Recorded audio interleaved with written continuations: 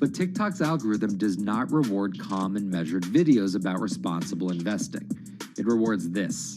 Watch this video for 30 seconds and you'll be rich for the rest of your life. I try not to say the A word, the ALGO word, because TikTok listens to us. The algorithm does impact how you feel. You know, you do notice which videos do better versus which videos do worse. How do you catch someone's attention in less than 60 seconds? And how do you make it something that they're like, I need this in my life? Nearly impossible to do that in 60 seconds. But the people who perfect it are the people that you're going to watch and going to stick around. And where people are sticking around? Reddit. And its nearly countless subreddits about finance. And by far the biggest one of those is Wall Street Bets. There's a lot of social media platforms out there, but Reddit is like the social media platform for finance. Places like Wall Street Bets is where it all goes down. Started in January 2012, it wasn't long before Wall Street Bets adopted a 4chan-like etiquette, leading to their tagline, like 4chan found a Bloomberg terminal. We had all these unexplained stock moves, and we would be grasping for why stock XYZ jumped 20% in a day. And you would look at Wall Street Bets, and you would see people there talking about buying options in that stock, and it sort of, squared the circle, so to speak, and started making sense. And it was at that point that it was like, wow, we have to start paying attention to this. Some people on the platform really spend tons of time, and others are just looking for entertainment and to have a little bit of fun, effectively gambling or looking for an outlet, trying to make a little bit of money. Then on top of all of that, there were stimulus checks. Now, clearly, this money is going to people who need to use that to eat, to live, but there's a lot of people who use this money to invest in the stock market. And it's not just stock tips. People quote-unquote YOLO their entire life savings or stimulus checks on a single stock. They post what is called gain and loss porn, screen-grabbing staggering hits and misses on stocks for the entire community to see. I'm about to lose everything. And while some of the people on Wall Street Bets are novice investors, the community contains multitudes. In one respect, what it did show us among these network groups is they are very sophisticated. They're not a bunch of ignorant people talking to other ignorant people. And this is where the pieces of the puzzle all come together to wreak havoc on Wall Street for a solid week in early 2021. It's pretty clear that the combination of more people having retail brokerage accounts and trading apps and more people being stuck at home looking for some kind of entertainment and some kind of community online came together in this very singular way. What came together is GameStop. Let's go back to the beginnings of what happened with GameStop a couple of years ago. On the boards like Reddit and StockTwits, a lot of people were talking about GameStop as being attractive value. Some of them are even, Wall Street alums who left the industry and now still have access to tools that they can use to improve their financial well-being and make very good decisions. And I think Roaring Kitty is a perfect example of that. GameStop is one of the most compelling asymmetric opportunities in the market today. Really, I don't understand how you could disagree with that. At the same time that this crowd was talking it up, the hedge fund institutional crowd didn't like this stock at all, and it had the largest short interest of any stock in the New York Stock Exchange going into late 2020. Short selling is a bet that a stock price will fall, and it's a fairly simple concept. An investor borrows a stock and then sells it. The investor is betting on buying the stock back later for a lower price, before returning it to the original owner, pocketing the price difference. What a short seller would tell you is that they almost act as a policeman in financial markets, or they're at least looking for companies that aren't what they say they are. And that can range anywhere from an outright fraud that some short sellers try to expose to just a company that's not worth as much as investors think it is. The problem is, if the stock price rises, the short seller has to come up with the money to buy the stock back. And the more it rises, the more it costs. And that's what's called a short squeeze. And the hedge fund Melvin Capital was on the wrong end of that squeeze. Melvin Capital lost over 50% of its money in the month of January alone, just from being caught in the short squeeze of the stock. This is where the disruption comes in. one of the most wild stories you're ever going to see. GameStop shares absolutely going nuts. In less than a year, the company's stock has jumped from less than $3 a share to almost $350. Cheers, everybody! Roaring Kitty has turned $50,000 or so investment into some $14 million. Whoa! Investors all over social media use the free trading app Robinhood to wreak havoc on Wall Street. They're actually piling on into some of these stocks to really hurt the professional short sellers. And they all used Reddit, Twitter, TikTok, and Discord to tell one another to keep buying and, quote, hold the line and not sell GameStop. People are getting cheerleaded for jumping in, buying at the highs. They're saying, keep going. And it was working too, until Thursday morning, the trading app Robinhood sent out this tweet. In light of current market volatility, we are restricting transactions, including GameStop. People were really angry. Robinhood was supposed to allow the regular people to play the same game these big boys are playing. But instead, we were all taken for schmucks, and they screwed us. Shares of GameStop are jumping again now that retail investors are being allowed to buy shares of the stock. But what we learned is that when people organize online, they have the ability to disrupt the market. And it was a big sign. The ivory walls of the institution aren't as powerful as maybe the institutions thought them to be. I don't know if pumping up GameStop was the best use of billions of dollars, but I think that as a signal to society, it was pretty interesting and powerful. The GameStop saga was so impactful that both Vlad Tenev and Roaring Kitty were called in to testify before Congress to clarify each of their roles in the saga. One thing that's emerged from the congressional hearings is that they're interested in how retail brokerages make money and whether they're keeping the best interests of their customers in mind, but it's pretty fuzzy as far as what they would actually do as a result.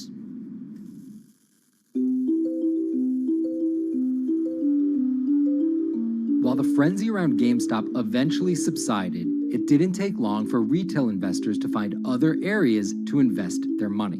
Take a look at Bitcoin going bananas over the weekend. Bitcoin forms a brand new all-time high. It was after GameStop started to drop that we saw Bitcoin really go up to over 60,000. How much further does this rally have to run? It's compelling to say that money shifted from one venue to the other.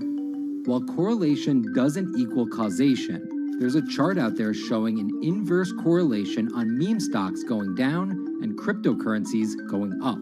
There's definitely an aspect where people are making money on stocks and then moving, they're agnostic, they're not hedge funds. They can invest wherever the hell they want. It's a classic sort of momentum trade. They're going to wherever the winners are and they're willing to jump on and, ride it. So whether it's meme stocks like GameStop, meme coins like Dogecoin, or entirely new ways to invest in art like NFTs, the new kind of retail investor is making its presence known. Over the next 10, maybe 15 years, you're going to continue to see, whether by choice or by force, that baton go from older generations to younger generations. I don't think any single app is going to be the thing that disrupts. I think people are the disruptors.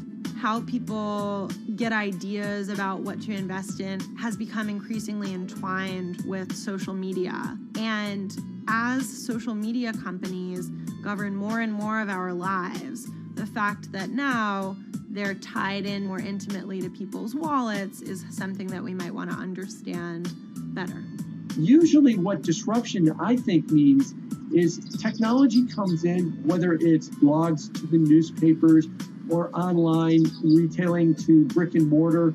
They come in and they're in the same business, but they just do it in such a gigantic cost savings that it causes everybody to switch. Well, that's the risk that happens here, is that it's so much cheaper to just manage your own money. We're not there yet, but costs and conveniences are moving in that direction. So I'd say, Wall Street, you haven't been disrupted yet, but you could be in the coming years, and that the final chapter on this story hasn't been written.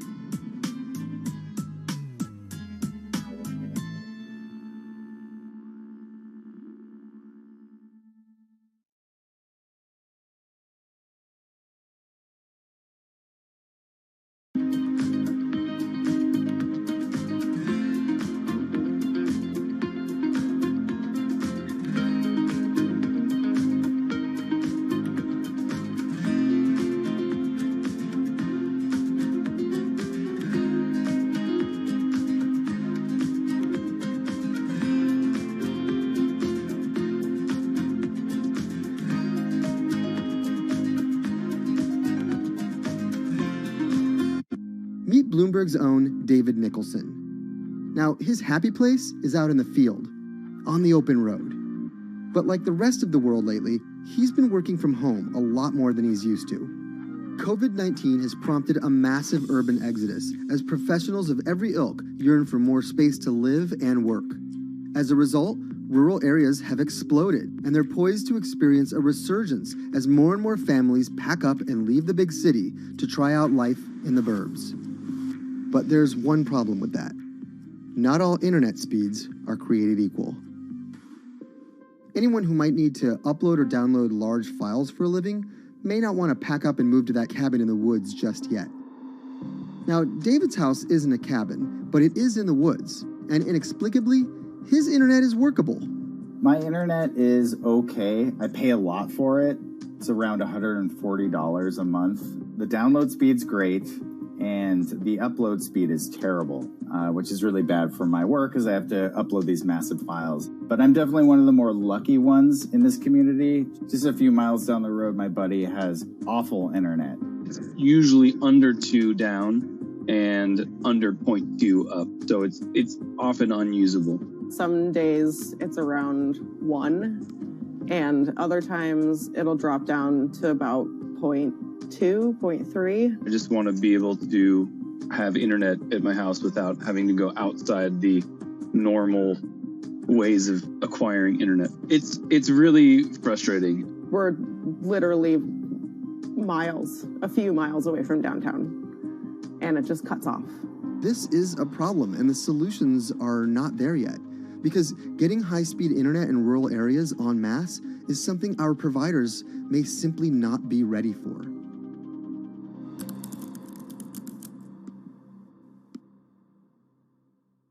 If your internet service doesn't have fast download and upload speeds, then you don't have high-speed harmony. You have. Americans on average pay about $70 a month for internet at home. But in rural areas, it could cost a lot more for a lot less service. So the pricing for a fixed wireless provider here can be something between $80 and $150 for about 25 megabits per second. However, gigabit service, which is 1,000 megabits per second and symmetrical, is running at about $119 a month or $130 a month. That's John Paul. He co-owns Spiral Fiber, an internet service provider here in Nevada County, California. And for the past 10 years, he's been trying to bring an affordable fiber optic network to town. It all started when he applied to be part of the pilot program for Google's fiber service. Across the country, civic boosters have been going to extremes, chanting, singing, Google in the morning, and marching, trying to get the search engine giant to look at their town. The internet these days is crucial to be in the world, to be a part of the world, and to be connected to your community. Google ultimately went with Kansas City, Missouri, which left Paul on a mission to get funding to lay out fiber optic networks for gigabit service. Over the next several years, he would attend conferences and pitch venture capitalists and apply for grants to make his vision come to life. One of the biggest roadblocks to building infrastructure for the internet here in the United States are the existing large providers. They have their land staked out.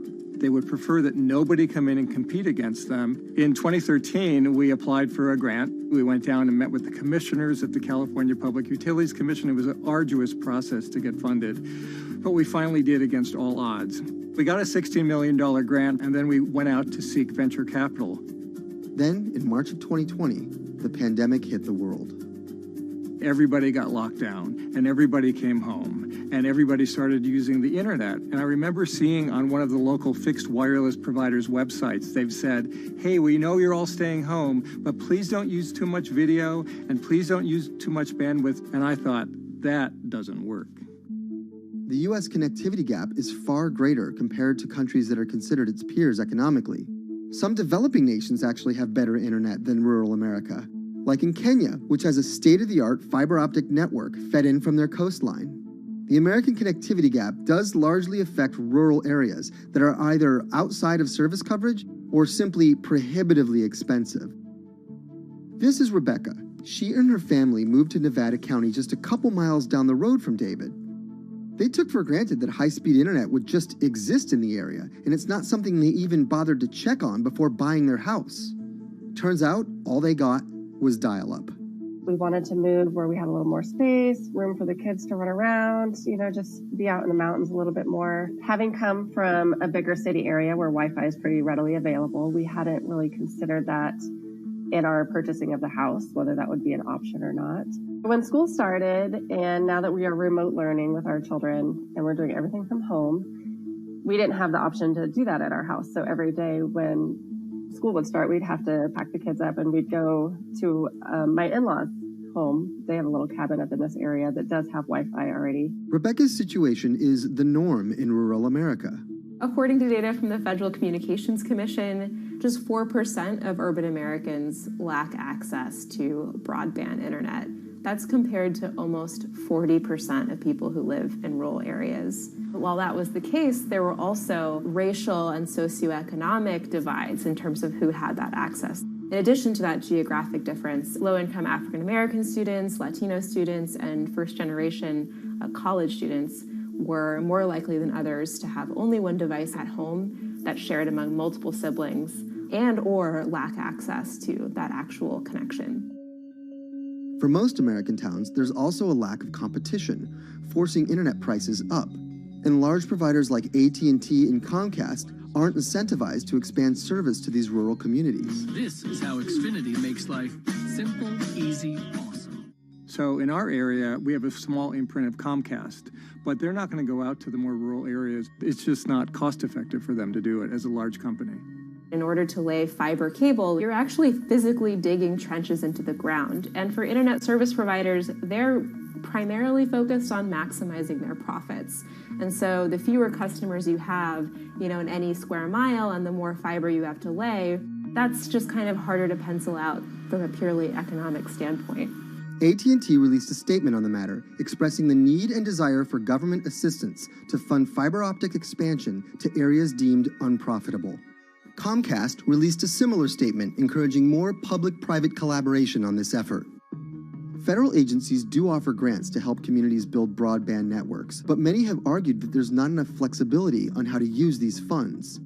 The COVID-19 relief package passed by Congress in March and signed by President Donald Trump awarded $43.3 million to 51 projects on the East Coast alone. But it also stipulated that these projects needed to be up and running by December 30th.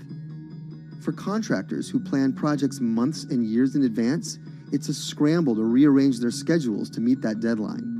So what we've been asking the federal government to consider is at least have, as long as the projects are getting started, knowing the projects are being put into place to expand both remote learning, working from home, and opportunities like that that are truly driven from COVID. We're moving as fast as we can regardless, but hopefully they'll give us some more time. Talking to John Paul, it's clear that he believes broadband is something that can transform a community and should be considered a public good.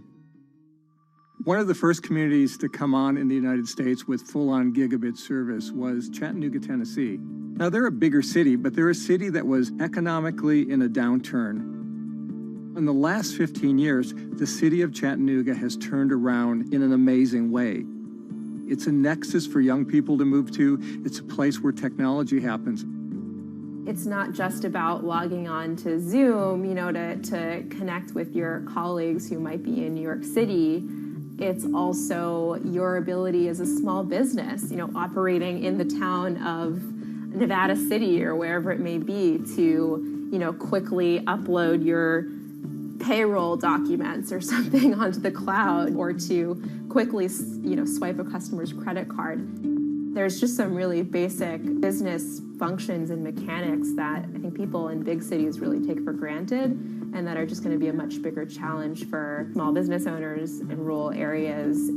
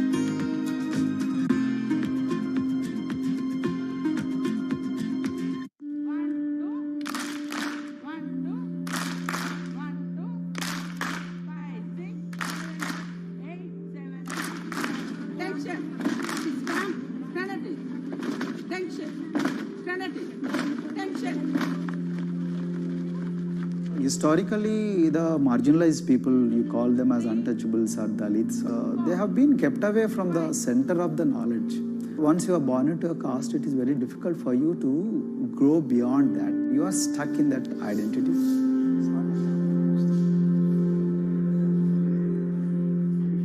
I think education is the best way of liberating them. So that's how I chose to work in education sector.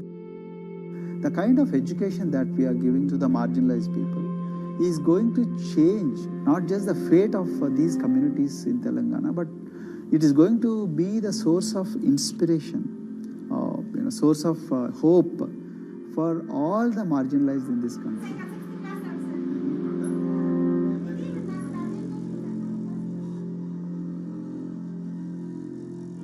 Greatest blight in India is the system of caste. For generations of Indians, the social code known as the caste system has defined how people earn a living and whom they marry. Although outlawed 7 decades ago, castes remain a significant factor in deciding everything, from family ties and cultural traditions to educational and economic opportunities. Dalits, people who are on the lowest rung of the caste system, constitute almost 1/5 of India's population of 1.3 billion. Not able to afford the high tuition of private schools, many are forced to attend government-funded institutions, which in the past have suffered from poor infrastructure, lower education standards, and high student-to-teacher ratios. But Dr. Praveen Kumar is trying to change that.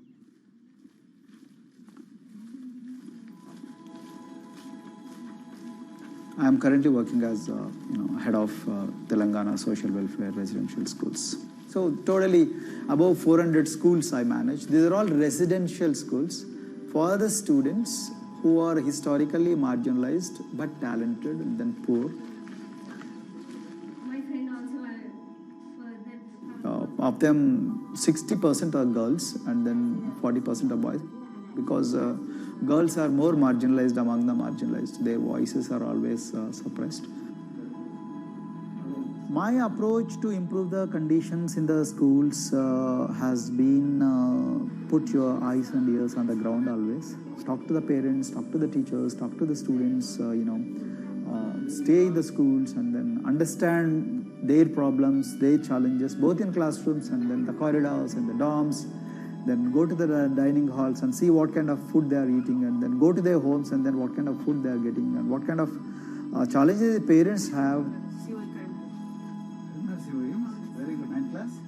One of the important changes that I brought in after I took over was to complete the transformation of mother tongue to English medium, because English medium, as I said, English is the language of emancipation, a language that connects you to the whole body of knowledge in the world.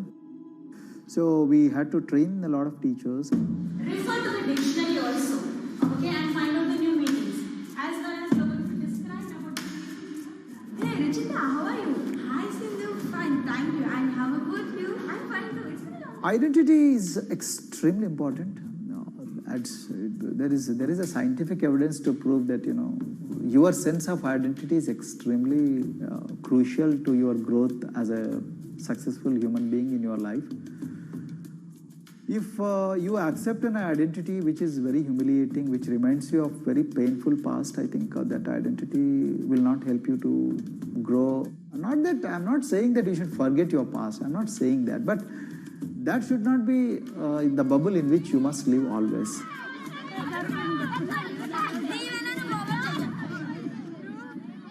Sweros is an alternative identity. S stands for state, W stands for welfare, Aero, SW, and then Aero is Swero. So the idea is your dreams have to be skybound.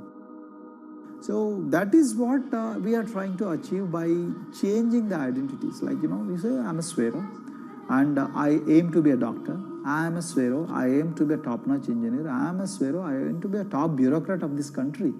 I'm a Swero, I want to be a very good actor or a musician in this world. So these are the positive images that are associated with identity.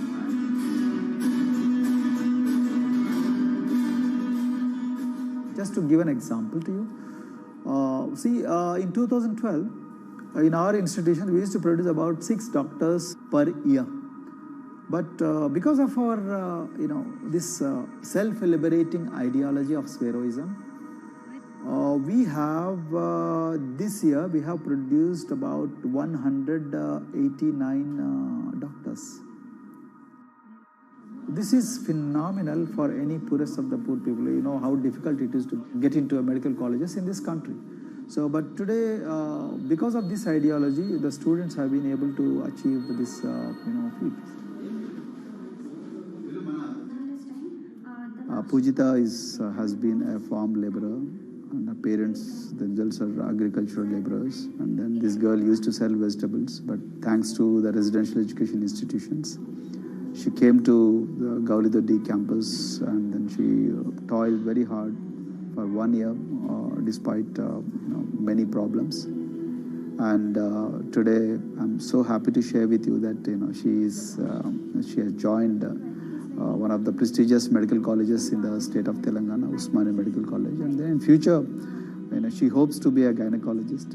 So this is the journey our children are hoping for. Similarly, the Mount Everest expedition. Mount Everest expedition, we are very fortunate enough to place the youngest ever female in the history of this world on the peak of Mount Everest. How did this happen? It's all because of an ideology that helps you to liberate yourself.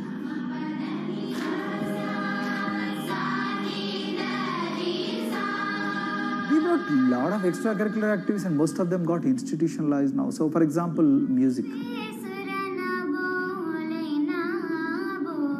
Similarly, the games. We have so many coaching academy. We have boxing academy, we have wrestling academy, we have handball academy.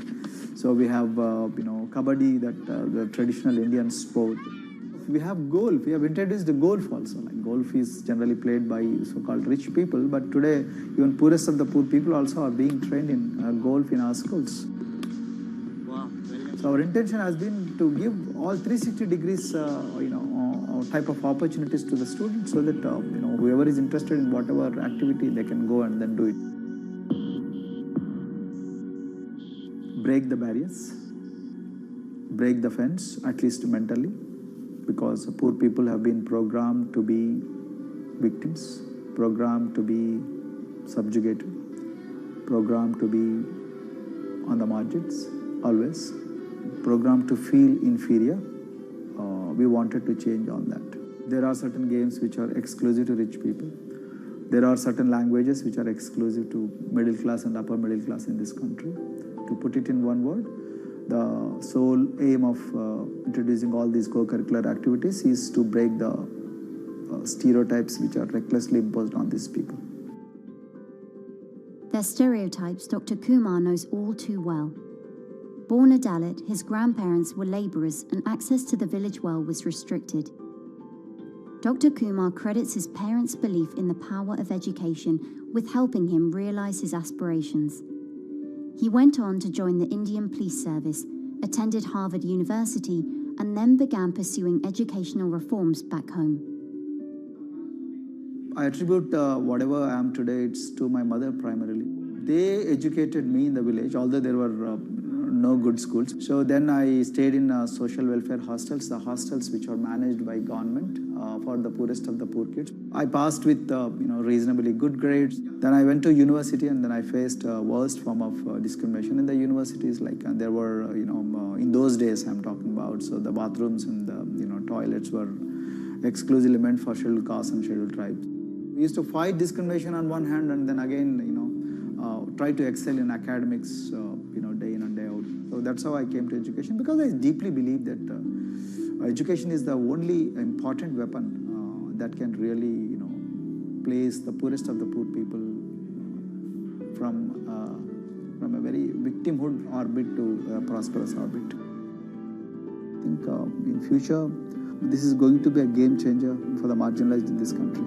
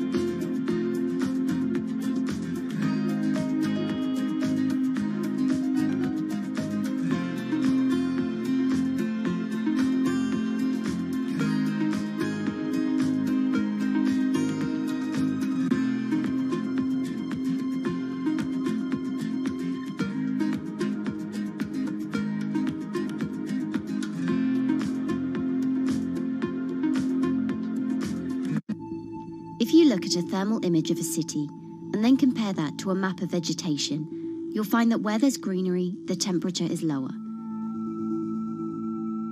That's because things like asphalt, concrete, and shingled roofs absorb more heat from the sun than trees.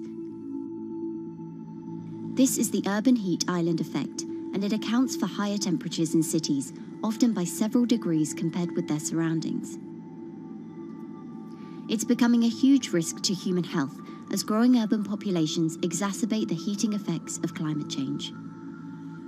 Heat waves kill more people than any other extreme weather event, more than tornadoes, hurricanes, and even floods.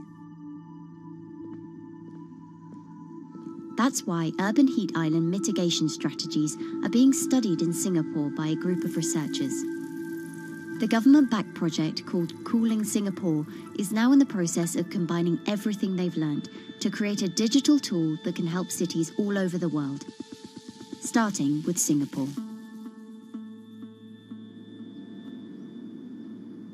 In Singapore, close to the equator, temperatures regularly rise above 32 degrees Celsius or 90 degrees Fahrenheit. And the city structures only make it worse. And that is also the case for Singapore, which is basically a concrete jungle, more urbanized, more developed city. And even in Singapore, what you have is a situation whereby there's a temperature difference of 7 degrees Celsius between the more urbanized and the more rural areas. The government has taken drastic steps to keep temperatures down. This is Gardens by the Bay, an award-winning park, and inside this greenhouse is a pleasant 24 degrees. That's because the dome, along with 24 nearby towers full of thousands of people, is chilled by what's probably the world's largest underground district cooling system. It uses a large central plant that cools water and then pipes it into banks, residential towers, an exhibition centre, shopping malls, and the city's iconic Marina Bay Sands hotel and casino complex.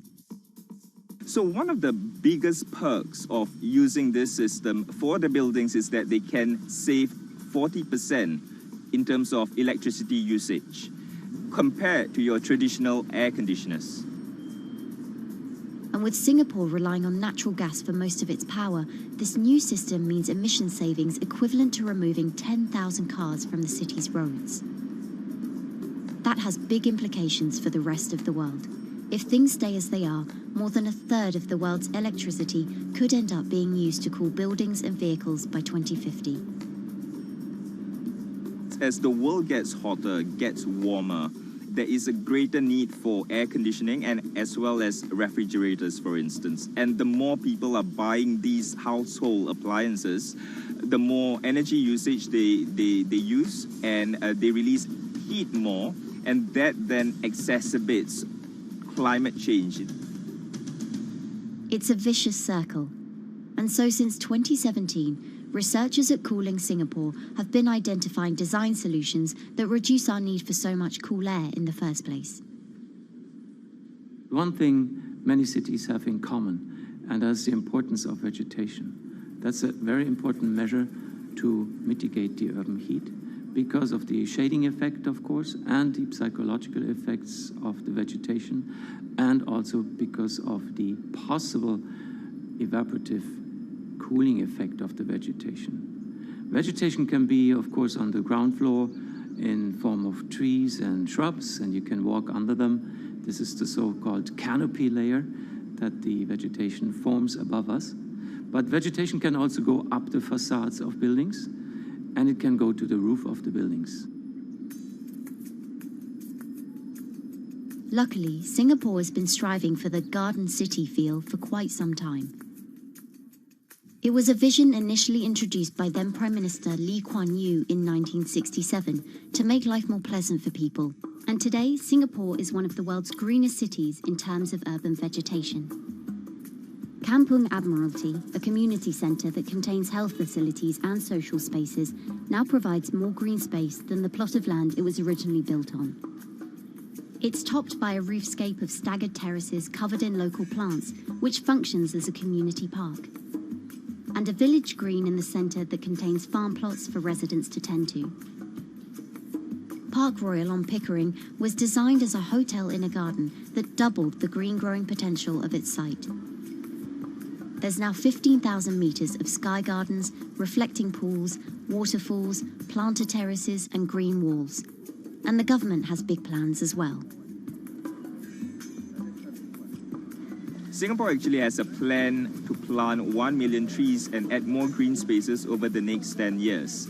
It is actually a mix of wanting to reduce the urban heat island effect, but on the other hand is also to get the people to be more connected to nature. But it's not enough. The city-state has still been warming twice as quickly as the world average over the past 6 decades.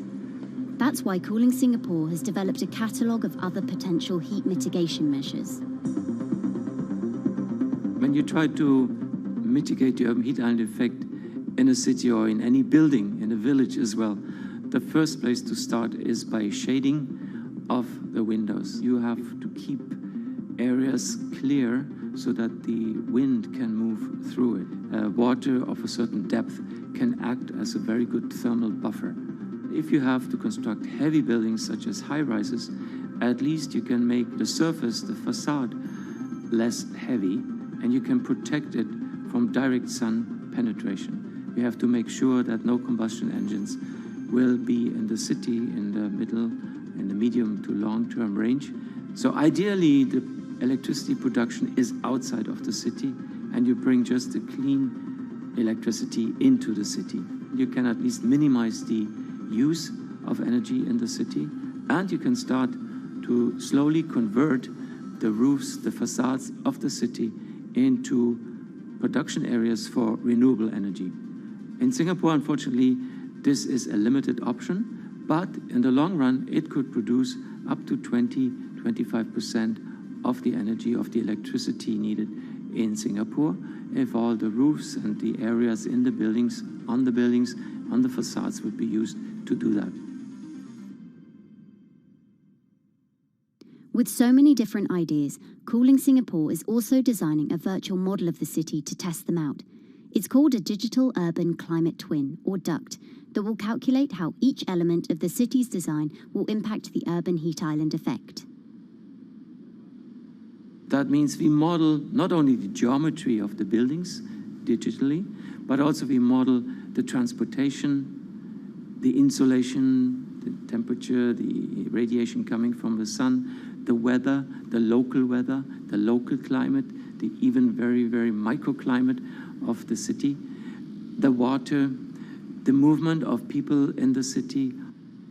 We can invent scenarios, we can design scenarios, test them before we actually build them, and if they test very well and we are sure that they will function, then we can start to build them and put them into reality.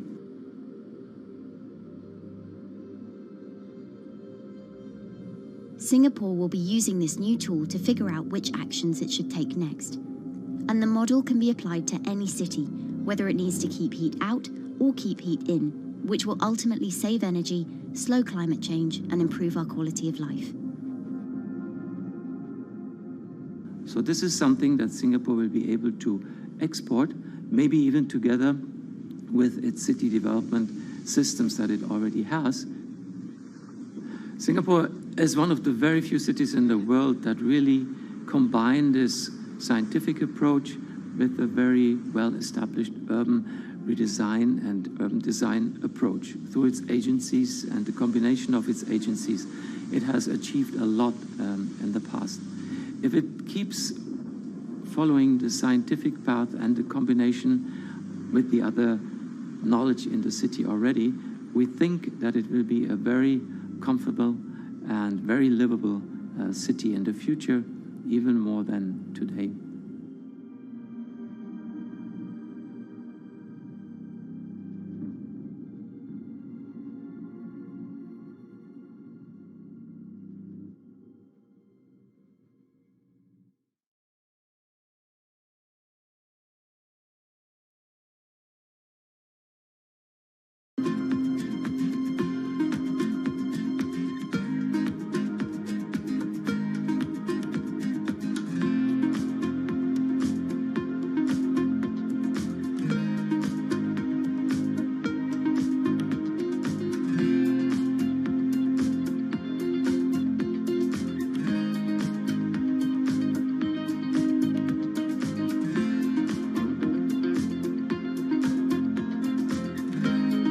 Times are tough. Jobs are scarce. It's risky to be outside and around others. Seems like there's very few ways to make extra money during a pandemic. So I guess I'll just hunker down and binge social media until this all blows over. Wait, don't these people make money? How do these people make money?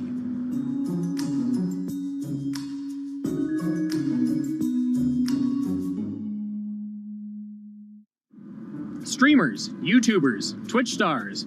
How do they make money? Is it a lot? Is it a lot of work? I know, I gotta ask somebody in the biz, and I got just the guy. Austin John Plays. This is your full-time job now, right? As of November of last year, yes. This was always just kind of like a side thing. Like, any money that I made from doing my videos and whatever else, I never touched that because I didn't really think of that as being like real money. And then it started coming in more and more. And then it was like I hit my first day that I broke $1,000 and I was like, this is actually going to be money. How did the YouTube channel come to be? When the game Pokemon Sun and Moon came out for the 3DS, there was like things that I learned about the game, and then I wanted to just share that information with people. And at the time, I didn't have any way to capture a screen or anything, so I found like generic footage, and I kind of put it all together with so much editing. And that video got 6 views.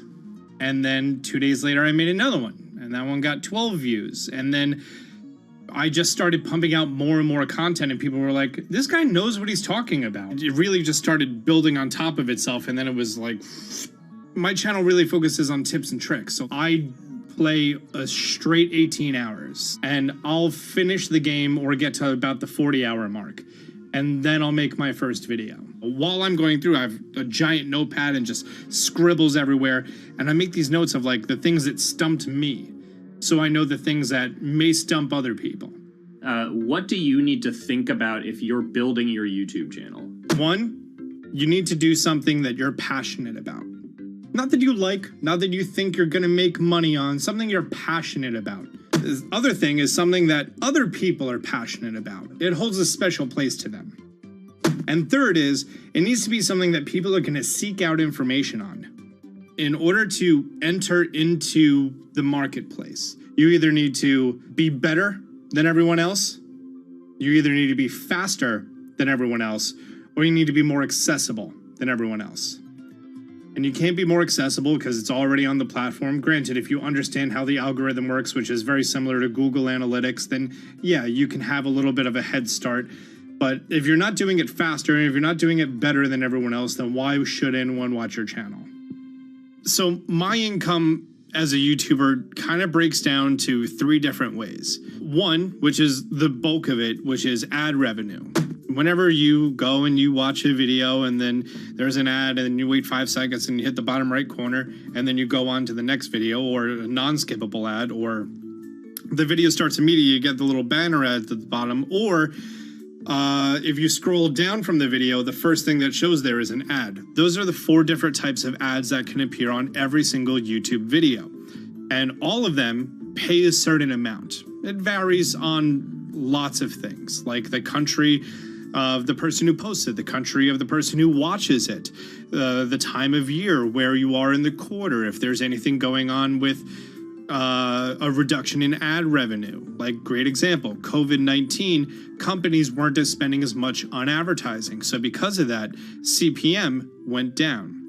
CPM stands for click per thousand. I'm using the Roman numeral for 1,000. And that means that for every 1,000 views, you get a certain amount of money. Now, on low ads, when I first started off, my CPM was 30 cents. So every 1,000 views, I made 30 cents. But then once I signed with an MCN and I started making more quality content and more engaging content, some of my better videos and certain times of the year, I can see CPMs as high as $12 to $14.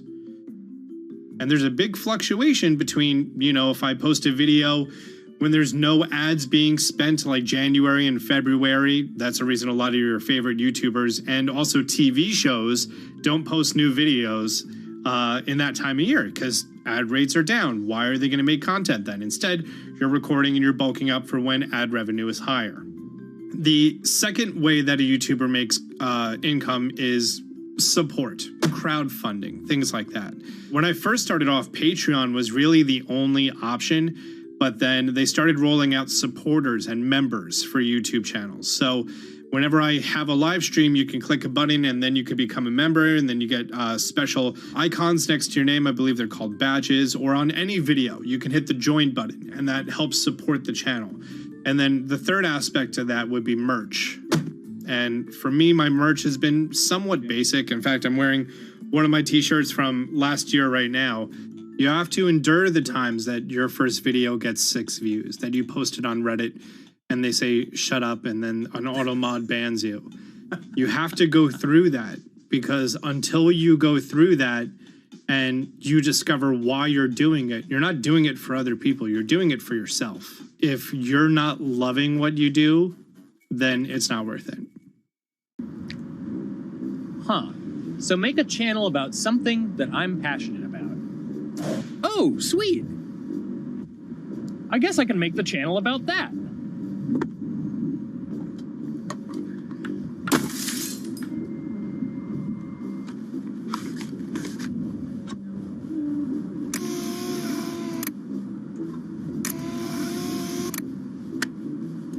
Now, how do I grow an audience? How do I get popular? It's all about diversification, right? You have to have a massive Twitter following. You have to have a massive Instagram following. You have to have a massive YouTube following. Of course, you have to be on Twitch, which is the key platform. But basically, any way you can get in front of your audience, you can engage with your audience, is going to drive those clicks, which ultimately drives the advertiser revenue that you get back from all of these platforms. It's me and Dan playing video games and talking in a funny manner over them. They're not just people who are good at games. They're actually people who are good at online engagement, online entertainment, first and foremost. You have the right to remain stylish. Anything you wear can and will be used against you in the court of fashion. The streamer is either very, very talented at the game. The best player in the game is generally going to draw a crowd because people like watching people who are very good. On the other hand, they're either very, very good or funny, charismatic, whatever it is on that side. Oh, no.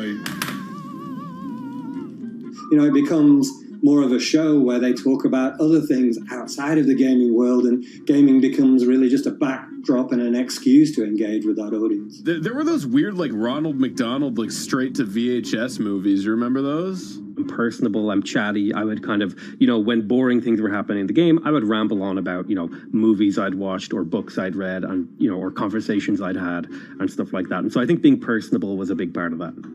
It's not just getting on and playing games. It's getting on and being an entertainer. You are putting on a show. All right, now let me go ahead and grab the samurai sword that every gym has.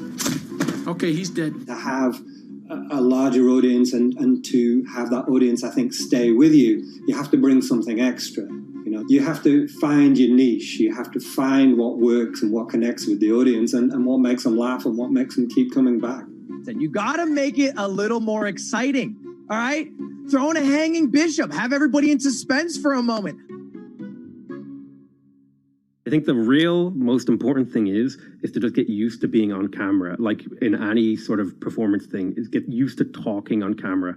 My first few videos were terrible, but because I sat down and did it for 6 to 8 hours a day, I just got used to talking and I got over that uncomfortable hump. If you go into Twitch purely with the expectation that you're going to make money, make a job out of it, have all this growth, and it's going to be great, you're probably going to burn out prior to getting to that point because there's very little payoff for a long time, right? Like multiple years generally before you really start to see a payoff. And so, those first few times you're streaming, nobody is there. One person shows up every 30 minutes, says hi, maybe, and leaves, right? Like, it's very discouraging, I think, for a lot of people. And so you have to be there just loving it. You have to love talking to yourself when nobody is around. You have to love just the game that you're playing, all of that stuff, because it takes a while, and I think a majority of people burn out prior to getting to the like profitable point of it.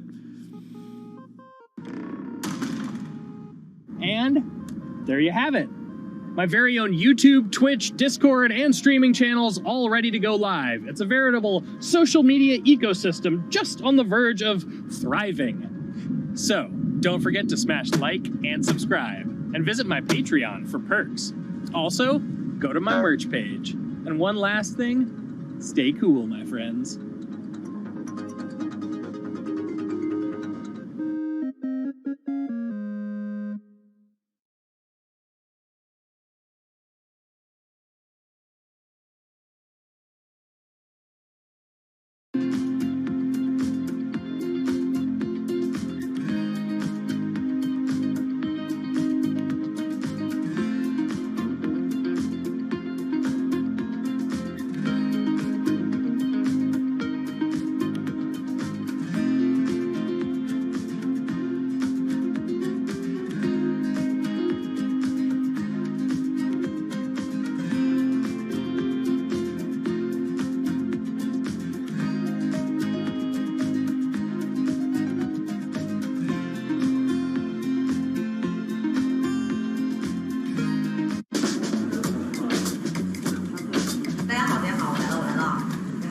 This is live stream shopping, one of the hottest trends in China.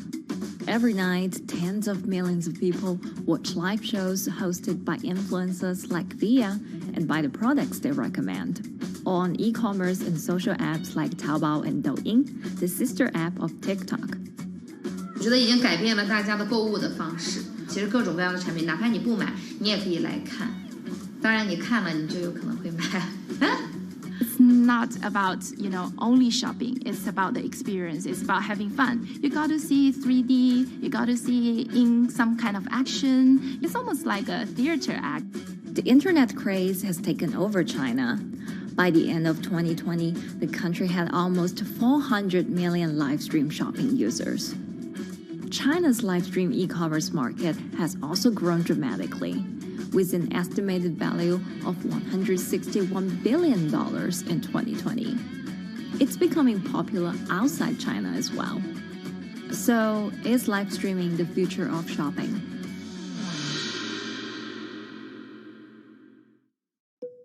Live streaming is not a new thing. In China, it started in 2015 with the rollout of 4G, and it was first used for entertainment and socializing.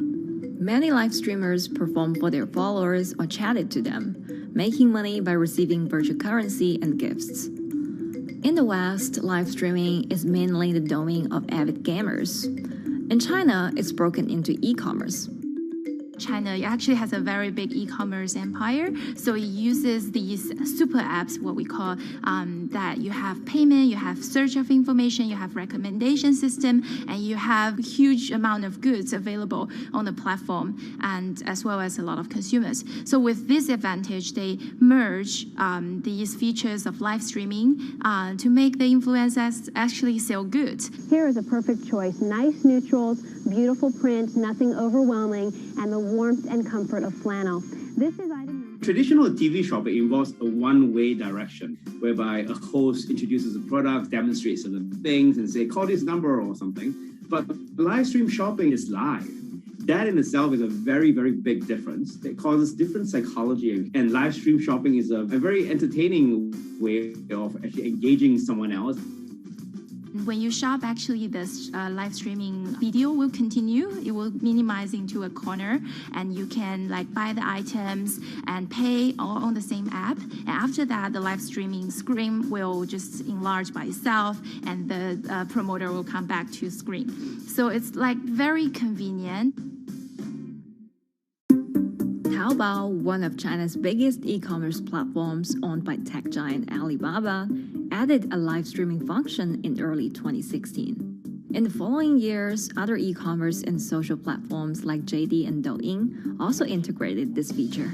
开头的时候还是有很多的挑战的，对画面的这个流畅，然后是否能够很真实的去还原商品，它其实在这个上面是有很高的这个门槛跟技术的这个卡口在的。不管是我们的这个用户的接受度，还是商家的这个上手的这个难度都很高。但是这几年下来，基本上难点在不断被突破的。Over $70 billion worth of goods was sold via live stream on Taobao in the year through March 2021. Latest surveys show that over 60% of live stream users in China were watching shopping shows, and over 65% of them shopped at least once via live stream. In 2020, live stream shopping got a huge boost during the pandemic, when millions of people were in lockdown and many retailers were pushed online. People, during the lockdown, felt like there's a need for more social interactions. This live platform creates an interesting kind of environment that gives people the sense that I'm actually interacting with you. And then live stream shopping brings in a lot more variety of things that people could buy and satisfy, the sense of like losing control, especially during the pandemic. At the heart of this craze are the top influencers who have tens of millions of followers and sell products worth millions of dollars every night. They often use their star power to get bargains from retailers, which in turn boosts their own sales and influence. So if you think about China's live streaming, you have to know the king and queen of the influencers. The queen of live streaming, Via, she is actually having the biggest viewership and the biggest sales volume for a long time on Taobao platform. She can sell everything from like Gucci sunglasses, lipsticks, homes, and cars. One time she offered her followers to go on a Tesla ride with her, and she even, for once, sold a rocket launch in her live streaming room for 40 million yuan. The king would be Li Jiaqi, more widely known as Lipstick's brother. He used to be a cosmetic sales before he turned into live streaming e-commerce, and he knows a lot about the cosmetics. So he's the one that will actually put the lipsticks on himself when he's on the show. Top live streamers like Via and Li Jiaqi have become celebrities in China and can earn millions of dollars a year. Although not everyone can be as popular, mid-ranking live streamers like Tiffany still earn a good income through sales commissions. 如果说单从收入方面来讲的话，那主播的收入是比普通的工作要高很多。但是呢，主播这个工作时刻对身体，包括对精神都有很大的一个考验的。就是每天需要集中精力，然后长达5-6个小时，这种状态是很累的。而且这5-6个小时的话，你是脑子是不停的，然后嘴巴是不停的，然后手也是不停的，眼睛也是不停的。像我们做主播，不是说单一的只做直播一件事情，然后还会有选品的一些工作，然后还会有一些其他的事情排在里面，其实是没有个人生活的。那我觉得增强粉丝影响力的话，不是说某一件事情。可能今天做了什么事情你就增大了影响力，而是每天不断的内容的输出，粉丝不断的可能对你的了解，慢慢的信任你。没有芝麻酱的味道，如果吃不习惯的话就慎买。A lot of successful live streamers are generally very good at communication. They're very good at articulating very simply what a product does, what a product doesn't do. In order for them to sell, they need to be trustworthy and appear trustworthy, and they need to show in some ways that they're authentic, right? So for Via and Li Jiaqi, they are able to articulate that quite a bit through their body language, through what they say. For example, Li Jiaqi will also sometimes say bad things about certain products because to him that's his honest opinion, and sometimes people want to hear that. And so they seem very credible, they seem very trustworthy, and don't forget, they're also very entertaining and very interesting. If you're familiar with Li Jiaqi, he won a Guinness record for like the most lipstick applications to models in like 30 seconds. So if you're able to create a lot of buzz with interesting things that you do, people who may not want to buy lipsticks will also stream in just to watch what he does. And then from there, you might get hooked. 这就是一般女生出门的时候涂的口红的颜色。Live streamers also use sales techniques such as limited time or supply. This sense of scarcity can often encourage viewers to buy. The platform in itself creates and enhances some of these things because you see it live. Something we call social proof has taken over, meaning that, hey, other people are interested, other people are joining in, other people want the same product. and they add it in the chat and they ask questions and they say, oh, I want this too. What happens then? It makes the whole product even more scarce. But it's not just influencers. Local farmers, luxury brands, even mutual funds have also started their own live stream shows. Working with very top-tier live streamers can be risky. It's not necessary that the benefits will end up with the brand. So we see company executives opening their own shows. And we see like P&G have their own sales room, which runs shows every day as well. We also have like local governors in like small towns to sell their agricultural products. So the live streaming is definitely transformed the way product owners can think about how to reach their consumers. And it enables a lot of players to actually sell. Live stream shopping is going global. Merchants in Southeast Asia have embraced this trend. And in the West, Amazon has upgraded its live streaming function, adding interactive features like chat rooms. Companies, including Google and Facebook, are also developing and investing in technologies to integrate video and e-commerce. 直播电商它其实已经开始成为主流，它未来的发展空间跟潜力都是巨大的。接下来大家会越来越依赖这种购物方式，会变成一个比较日常化、比较规范化的这么一个趋势。If you look at the numbers alone, their numbers alone, Li Jiaxi's numbers or Via's numbers, you know that they can sell and you know that they can generate revenue. Are they able to sustain it over a long period of time? It depends on how innovative they are at changing some of the things that they do. But you can't expect consumers one day turn into virtual shopping for good. There will be the nature of us that crave to go into the store, to touch the goods and actually wear it and see how it looks like and walk around in that with our friends. And those things wouldn't be replaceable with live streaming.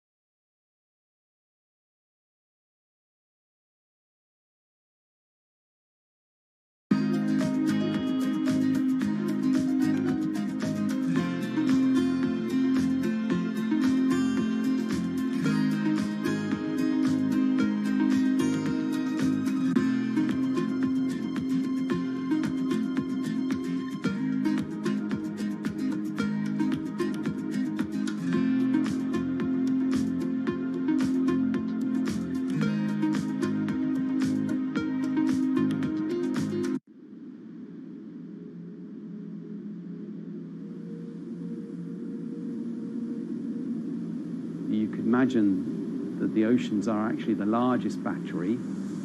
We're storing huge amounts of energy in the oceans. The wave motion can be very deep. It can extend down several hundred meters. And once it gets to the near shore, from about 50 meters, the whole water column is moving backwards and forwards. As we search for ways to reduce our reliance on fossil fuels, some are looking to a largely untapped potential source of renewable energy. In theory, waves off the coast of the United States alone could generate over 2 trillion kilowatt hours of electricity a year, enough to power more than half of the country. Waves intensify and subside not as quickly as the wind, and that means that it can produce a smoother power generation curve. One of the potential advantages of wave energy is that it could act as a complementary source of power compared to other renewables on the grid if it were to be scaled up to commercial scale.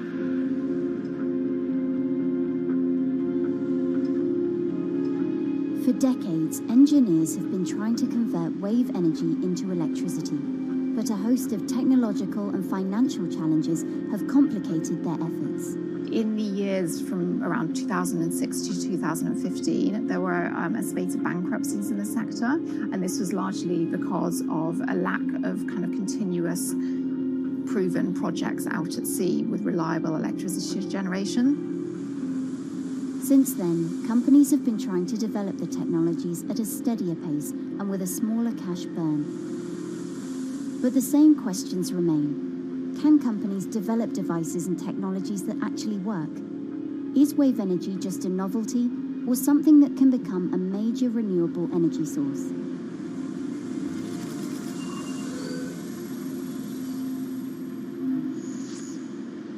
The sea is a very challenging environment within which to operate a power project. So seawater is corrosive and conditions are very rough. So this means that power projects don't have a very long lifetime, and it increases operating and maintenance costs.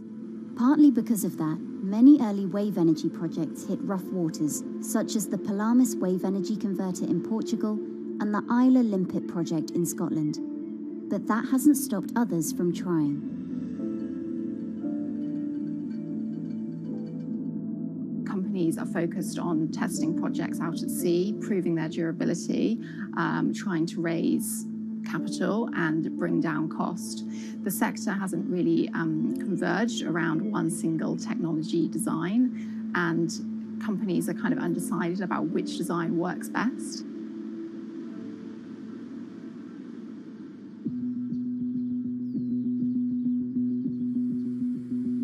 Finland-based AW Energy is a veteran in the sector.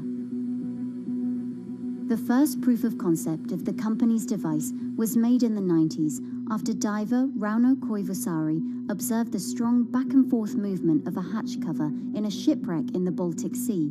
The waves are generated far from the coastline, so the wind blows on the surface of the water, causing the water particles to rotate, and that rotation extends deep down below the surface, and the waves can be very long. They can be several hundred meters long. And as they come into the near shore, this rotational energy turns into an elliptical energy, and eventually backwards and forwards, as you probably noticed if you've been swimming on the seashore in large waves, you're pulled in and out. That's the energy that we're extracting. There's a sweet spot where we deploy, so around 10 to 15 meters of water depth. That's where there's still strong wave energy coming in. After years of research, prototyping and testing, the company has deployed Wave Roller, a 350 kilowatt device in the waters of Portugal. Wave Roller has an 18-meter wide and 10-meter high steel panel fixed to the seabed via a floatable foundation. The panel moves back and forth with the waves, capturing the energy. It's submerged in the depth of 15 meters, so it's protected from the extreme waves. We generate electricity by capturing the movement with hydraulic circuitry in a machine room underneath the surface. That hydraulic energy we turn to electricity with hydraulic accumulators and hydraulic motors, and also a generator. The Wave Roller has survived large waves at sea for over a year and delivered electricity via an underwater cable to the grid in Portugal. Meanwhile, the company has won a €2.5 million grant to work on an upgraded version of the Wave Roller, aiming to increase the electricity generation capacity to 1 megawatt. The upscaled device would have a bigger panel, 2 power takeoff units, and improved software to control the energy production. We have taken into use a wave prediction algorithm that kind of tells us what kind of waves are coming into our device. That gives us few seconds to prepare for capturing more energy, and the difference in that is significant. Our future plans are to deliver technology around the world. So I'm hoping we can be working on delivering technology to projects in Asia and also in the American continent as well.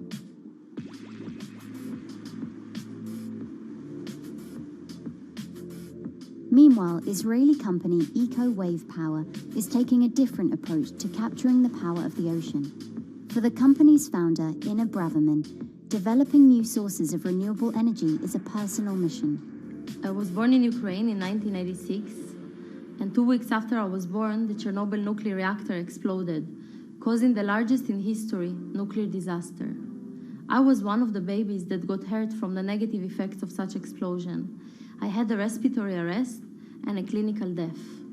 Luckily, my mother, a nurse, approached my crib on time and gave me a mouth-to-mouth resuscitation, which saved my life. I got a second chance in life and decided to do something good with it. Growing up, Ina wanted to be a politician to positively change the world. After working as a translator at a renewable energy company, she decided to change paths. Solar and wind energy were fully commercialized. There were a lot of amazing technologies implemented everywhere. I saw that wave energy, although it's an immense source of electricity, the biggest companies in the world are trying to develop wave energy with no success. And there was kind of a race going on in the world of who is the company that is going to develop a viable wave energy solution first. In 2011, the then 24-year-old Inna co-founded EcoWave Power. Instead of installing devices offshore, the company's devices are attached to existing breakwaters, jetties, and piers. Our technology is very cost efficient, especially in comparison to the offshore technologies, because we don't need any ships, divers, underwater mooring or cables. We install on existing man-made structures, and all our expensive equipment, the generator, the hydraulic conversion unit, the automation, is located on land just like a regular power station. This is the EcoWave Power conversion unit that has been operating in Jaffa Port since 2014 until 2020. Here you can see how the technology works. Basically, the floaters are going up and down and pushing the hydro cylinders, which transmit biodegradable fluid into land-located accumulators. A pressure is being built. The higher the waves, the higher the pressure, which is used to turn the hydro motor, which is turning the generators. The whole system is controlled by a smart automation system, which you can see right here. And in case of upcoming storms, the system automatically raises the floater above the water level and keeps them in the upward position until the storm passes. The company has been operating a 100-kilowatt grid-connected device in Gibraltar since 2016, which is enough to power 100 households. Currently, Inna and her team are working on another 100-kilowatt project at the port of Jaffa in Tel Aviv. The project will be also the first time in the history of Israel that wave energy will officially connect to the electrical grid. And our goal going forward is to expand it to all suitable breakwaters in the city of Tel Aviv and to supply a significant part of the city's electricity needs. Today, engineers and entrepreneurs are still trying to crack wave energy. Globally, only a few hundred kilowatts of wave energy are deployed, compared with gigawatts of offshore wind. But the field has come a long way in recent years, and with the right engineering solutions, this new power source could eventually become competitive with more mature renewables like solar and wind. I would have a lot more confidence in the success of wave energy companies today as opposed to like 20 years ago. But in the next few years, or maybe the next couple of decades, it will be more likely to be used in remote locations like islands that are otherwise dependent on expensive diesel power, or out at sea on gas decommissioning rigs, or for powering underwater autonomous vehicles. So definitely, wave energy can compete with other renewable energy sources, but I personally believe that this is not a competition. In order to have a 100% renewable energy friendly world, we need all renewable energy sources to work together.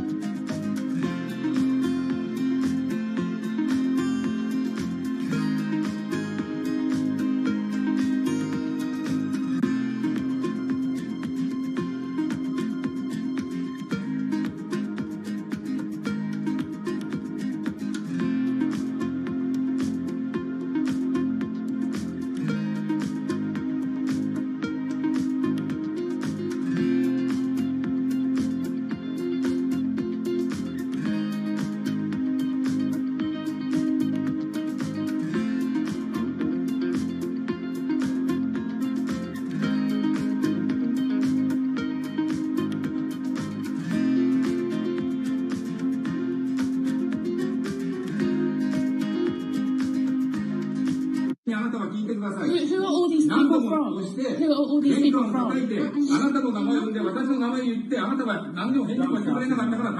Shout at me. So can you please tell me? I'm not going to... please wait. You know, I've covered a lot of companies. I've covered a lot of Machiavellian companies where, you know, people play rough. I don't think I've ever seen anything on the scale of Nissan. He's making you, but you're like Vanessa. I mean, it's corrupt. The system is... One of the most dramatic elements was Ravinder Passi's home being raided by court officials in Yokohama. You scared my wife. You scared my children. I worked in Nissan for 16 years. So Rav Passi's journey into the darkest recesses of the Japanese corporate world started when he was the general counsel, the highest corporate lawyer position in the company. In the past few minutes, Nissan has revealed that its chairman has been arrested after allegations of serious misconduct. He was tasked with investigating Carlos Ghosn. And he was told, conduct an internal investigation and get to the heart of the matter. And then along the way, he started to notice serious conflicts of interest. He is one of the few people who knows an extreme amount of detail regarding the alleged crimes by Carlos Ghosn. And he's now ready to tell his own story on the record about some of the events that happened.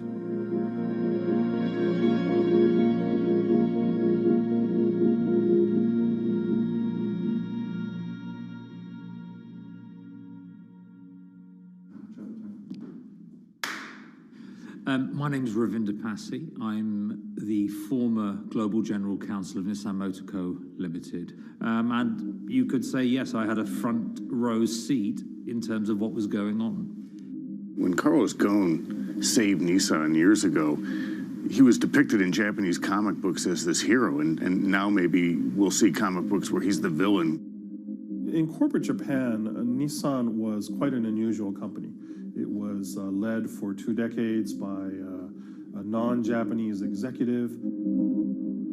Well, Carlos Ghosn was a hero in the Japanese business world. If you had a global business celebrity in Japan and worldwide, it was definitely Carlos Ghosn. In a country with few foreigners at the top, he stood out.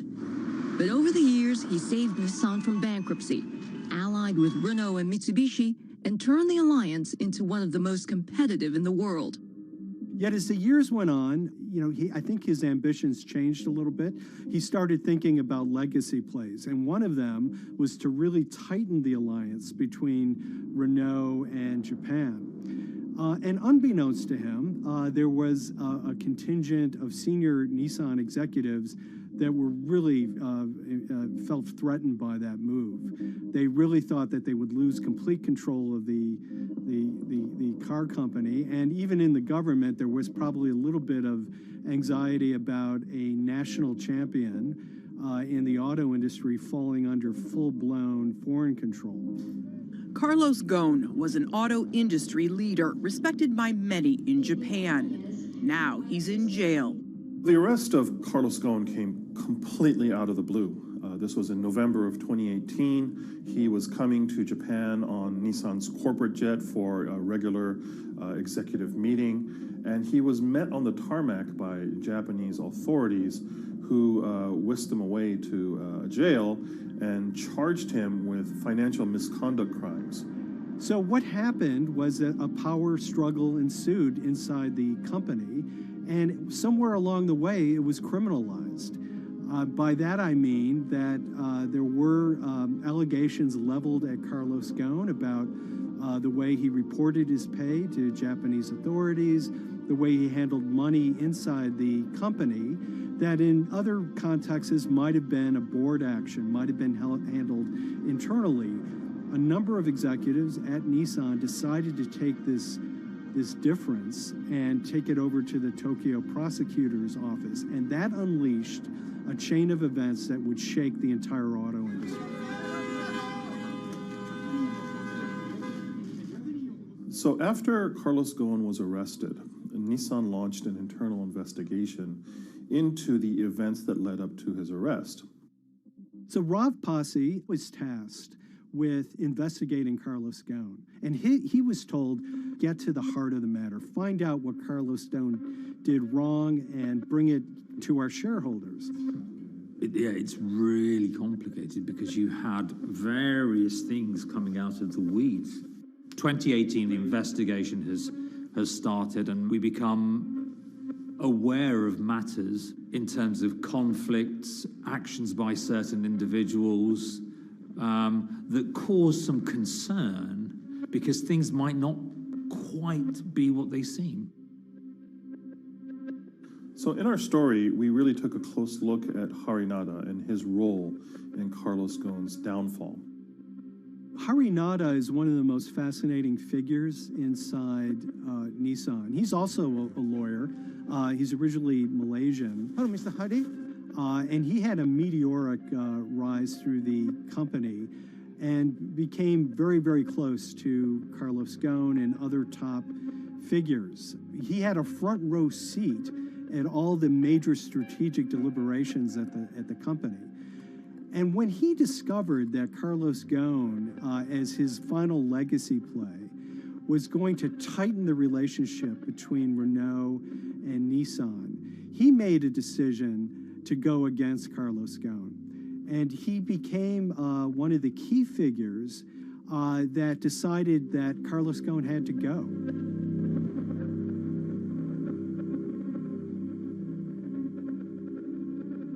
Harinada was somebody who actually recruited me into the company, so I have a long-standing relationship with him, or did have a long-standing relationship with him. For many, many years, he was a mentor. I had doubts about the credibility of the process right at the start. Harinada had a plea deal with the Tokyo prosecutors. Now, that suggests he was intrinsically involved in some of the wrongdoing, or the allegations of wrongdoing, and it just didn't smell right, just doesn't sit right. So there was a basic conflict of interest. In other words, Harinada had to deliver results to Japanese prosecutors to avoid his own criminal liability, and he's accusing and leading the investigation of Carlos Ghosn. Some of the people who had been involved in the original alleged crimes were also looking into the affairs themselves. Ravinder Passi began pointing out some of these conflict of interest issues. And the reason for that is essentially his concern was for the company. If the company's own investigation into itself was compromised, that could lead to a very weak position in various lawsuits that it was dealing with across the world. I had discussions with Harry, discussions with the statutory auditors about these conflicts, discussions with HR about some of these conflicts, because at that point, we reported into him. You know, at the time, everything was quite, as you can imagine, it was, we've got to do this, we've got to do that, we've got to move fast. But when you step back and look at some of these things, you just think, my God, what was going on here? Because me, members of my team, were being placed in immediate danger. Your chairman's been arrested, a representative director's been arrested. They both happen to be foreigners. And then now what we need to do, we're being instructed to do, is certain compliance professionals need to go into properties in Brazil, for example, and retrieve evidence. They've got to do it very carefully, because if they don't do it carefully, they're going to get convicted of criminal activities. And likewise, when a team of lawyers were commissioned to go to Lebanon, I mean, one of my immediate concerns was, why are lawyers from Nissan being sent to go to Lebanon to retrieve evidence? These are just lawyers, they're corporate lawyers from Nissan. You had revelations that a number of executives had benefited from share appreciation rights when they shouldn't have. I mean, you know, substantive amounts of money being taken by these guys when they weren't entitled to take them. And you do think, yes, how is this going to look later on? It's going to look quite concerning. So that triggered for me the sort of assessment that, well, I'm going to have to do something, because up until this point, I haven't put down on paper these conflicts and these issues.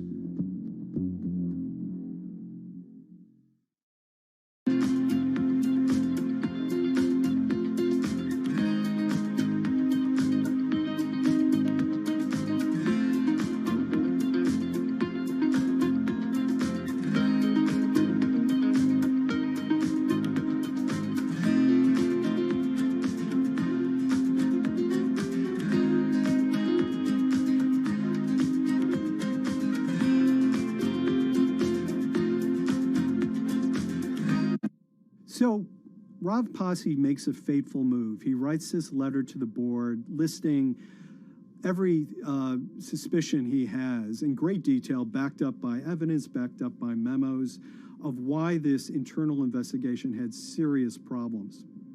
He sends the letter to the board and it's crickets. He doesn't hear much of anything. Nothing happened thereafter. Nothing at all. Just like it just gone into a black box. And he began to suspect that there was a desire, even at the highest level within Nissan, to kind of sweep these conflicts of interest under the rug.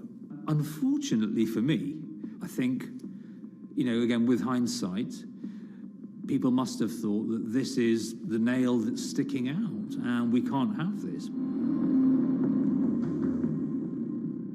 Within 3 days of me submitting that to the board of directors, that letter to the independent board of directors, I was removed from the Cohen Executive Conduct Matters. I was then told that I could not attend board meetings anymore. And up until that point, I had attended every single board meeting. I was then also told that after 8 years of being in Japan, I'd be going back to the UK. It eventually transpired that I'd be the VP of Projects and Transformation, managing a team of 3. So you can imagine what this feels like at this stage. Almost an arbitrary removal from Japan, where I've lived for 8 years, had 3 children there, my family has grown up, and we've been settled there, having a few months earlier been promoted to vice president at a global level, to being almost demoted. So Pasi was essentially being reassigned to get him as far away from the internal investigation as possible, and also to a certain extent in retaliation to some of the issues that he brought up regarding the internal investigation and Harinada. What happened to Rav Pasi can be seen as a series of corporate humiliations. I mean, first of all, his immediate responsibilities were taken away from him. Eventually, he lost, you know, the coveted general counsel title. But it didn't stop there. Toward the end of his stay in Japan, Rav and his wife were convinced that they were being followed.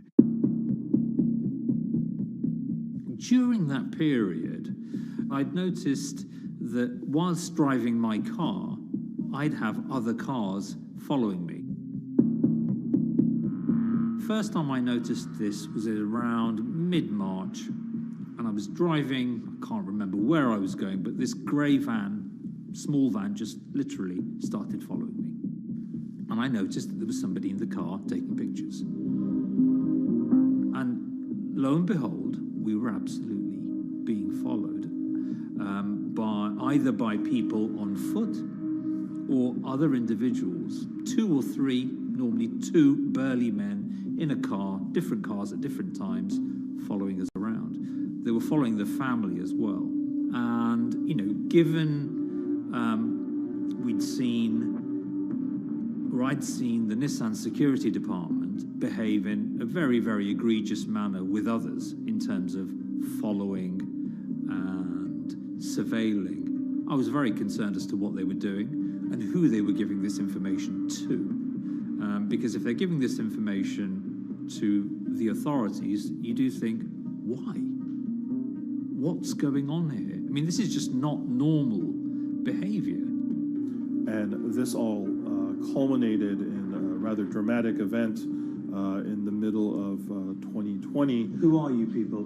Where Nissan had hired a legal team and had obtained an unusual court order from the district court in Yokohama to basically do a search of his home and seizure of his corporate laptop and phone and other documents. If you don't let us in now, we have to break this key. So it's a pretty extreme way to treat someone who'd spent 16 years at the company. These people have all come in. We don't really know who they are, apart from the fact that I've been shown a badge that says the Yokohama court. And they're here to recover a laptop and a mobile phone. It was even more weird because I'd highlighted to the directors that certain Nissan executives were trying to recover this laptop and this phone whilst I was still in Japan. And I was very concerned because it had evidence on there that related to misconduct matters and other forms of inappropriate conduct. It was just another form of intimidation, another form of harassment, forcing me almost to leave the company and the country. Because once they'd retained and obtained these items, we were still followed, which, again, I just couldn't understand. What is the point of doing that? This isn't a car company. This is not the KGB.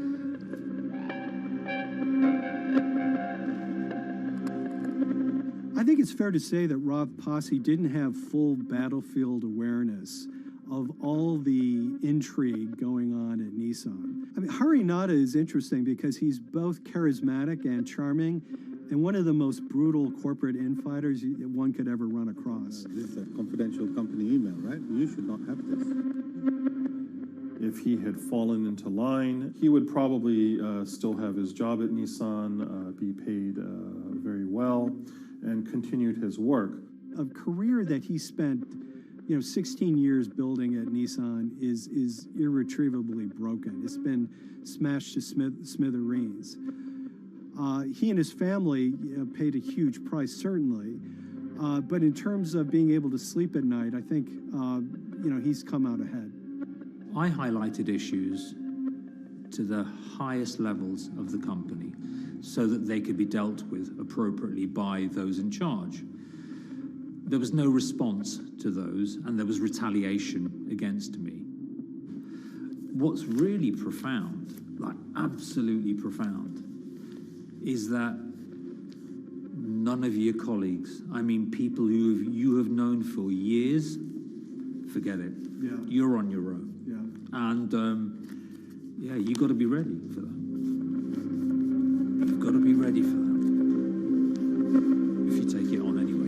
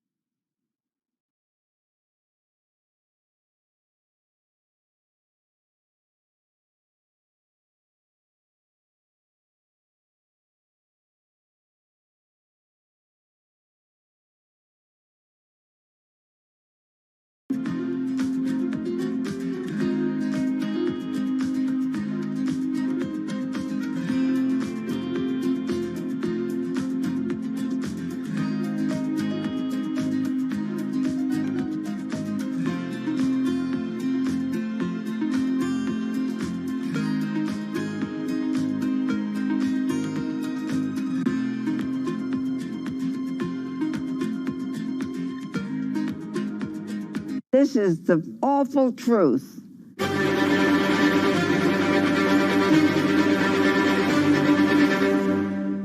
There's always someone in the family that's pushing it.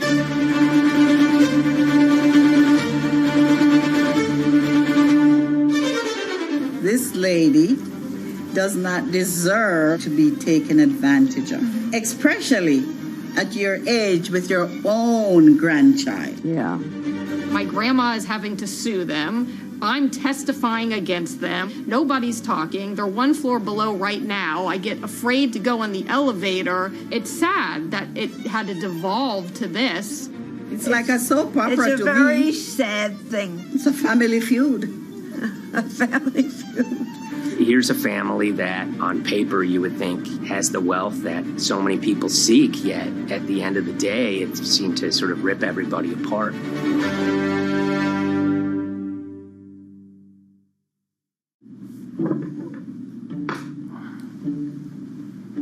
My name's Tom Schoenberg. I'm a senior reporter here at Bloomberg News, cover financial enforcement. I was approached by someone close to the Schottenstein family and asked whether or not I would be interested in writing about Beverly Schottenstein and this case that she had against J.P. Morgan. And it was immediately clear that there was a great story here to be told.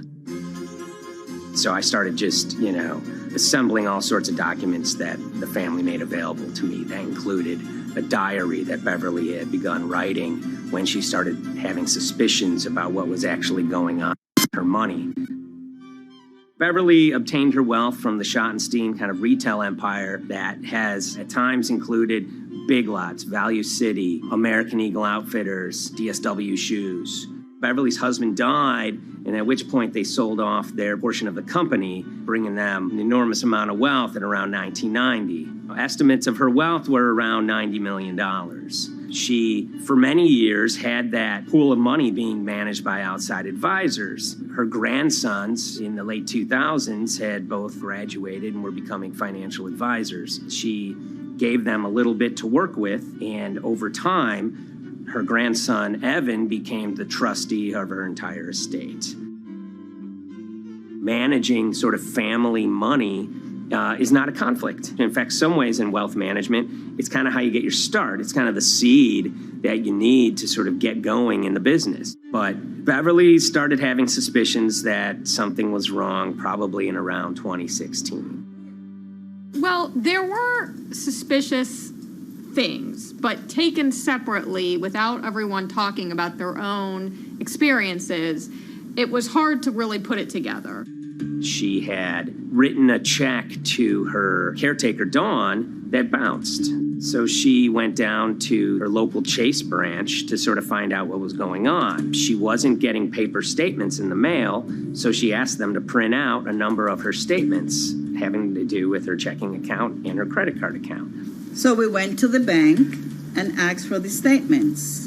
And she got a whole year and going through all of them, page by page by page. And it was there she saw all sorts of charges that she said she didn't authorize or didn't know about. I was becoming very, very suspicious. I was starting to look in the money part, and that's what bothered me more when I saw that money was going. And I was not a big spender. Around the same time, Dawn, she starts noticing Beverly's son, who lived in the condominium below her, came up with Evan with a shredder and started grabbing papers in her office area, including some with J.P. Morgan letterhead, and just started sitting at the kitchen table just shredding documents over and over. Yeah, they came in one morning. They used to do it in the back. Through the back door, and they brought the shredder inside. And then they went in the drawers in the office and took out all the papers, and they started doing it. I was very suspicious because I know you don't go around and destroying papers. Beverly said that they had done this many times before. That's when she said to me, Dawn, I'm going to write my feelings in this black book. Diary. And it's a diary, and she started writing. Each day she would write a little at a time.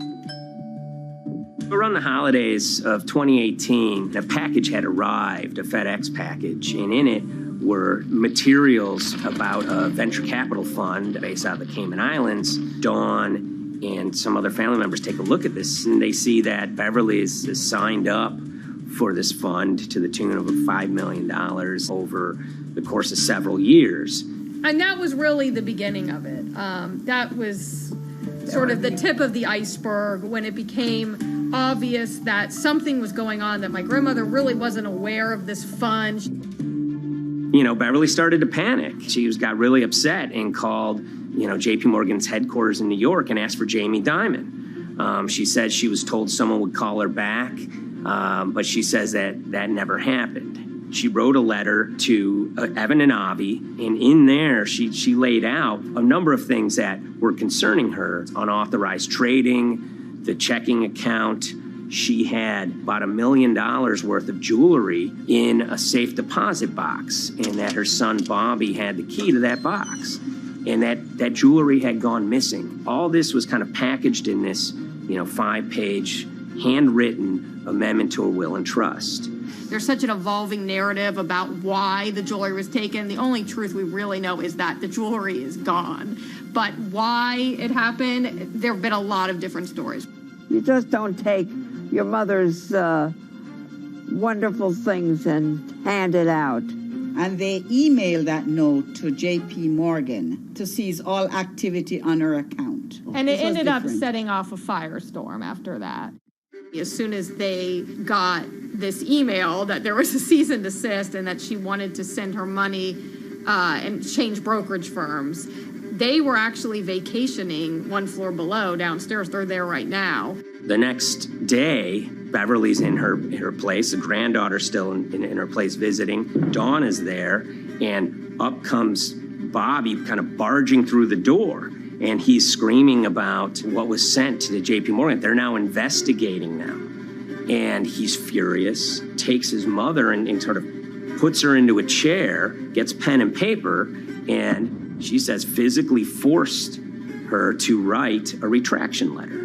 They were pushing me around. It was a scary time. I was really afraid, too. I had to take her to the doctor, and she did an x-ray because she was in so much pain. The locks had to be changed. The phone number had to be changed. I really thought we were going to have to hire guards to be outside just for protection. Oh, it was terrible. Horrible scene. Beverly brought her case before the Financial Industry Regulatory Authorities, usually known as FINRA. It took several months of hearings. She sees all sorts of transactions that's going on, hundreds of them that she claims that she never knew about, never authorized, but yet were logged in J.P. Morgan's files as having been direct requests from her. That included the sale of a large amount of Apple stock worth several $1 million, as well as all her stock in Big Lots. Over the course of their time with J.P. Morgan, Evan and Avi were making all sorts of trading on her account that was generating millions of dollars in commissions for themselves and the bank, yet she was not sort of getting any of the type of gains that you would expect sort of an $80 million account in a bullish market to be able to get. They issued a ruling entirely in her favor, finding that her grandsons, as well as J.P. Morgan, they were liable for violating their fiduciary duty, misrepresenting themselves, and they also found that the bank and her grandson, Evan, were liable for elder abuse. Evan and Avi, they were fired from J.P. Morgan. They issued an award of about $19 million. I reached out for comment, and J.P. Morgan emphasized that Evan and Avi were no longer with the firm and that their actions do not represent the sort of values of the bank. I reached out to Evan and Avi, heard back from their lawyer saying that, they disagree with the law and the facts that FINRA kind of used to decide the case against them and are seeing if they can have it withdrawn. Her son, Bobby, wrote her a letter, said his sons weren't criminals, and he also admits to taking her jewelry. And he says he needed it to pay off some bad business debts he had. They never once came up to say, I'm sorry. If there had been an apology and some acceptance, and asking for forgiveness from my grandmother, I don't think we'd be in the position that we are now. Since the piece came out, we've received dozens of messages from people, many of whom are telling their own sort of personal tales of, kind of financial advisors gone bad, or family members who got control of an estate and abused, those within. Seems that it's really resonated with a lot of people. I keep, hearing a lot of feedback about Beverly and how, a lot of people feel she did the right thing. You're never too old to stand up for yourself and try to right an injustice. She was adamant that she wanted to stand up for herself, but at the end of the day, they did wrong. It's a painful life lesson. Beverly taught them that you don't mess with grandma.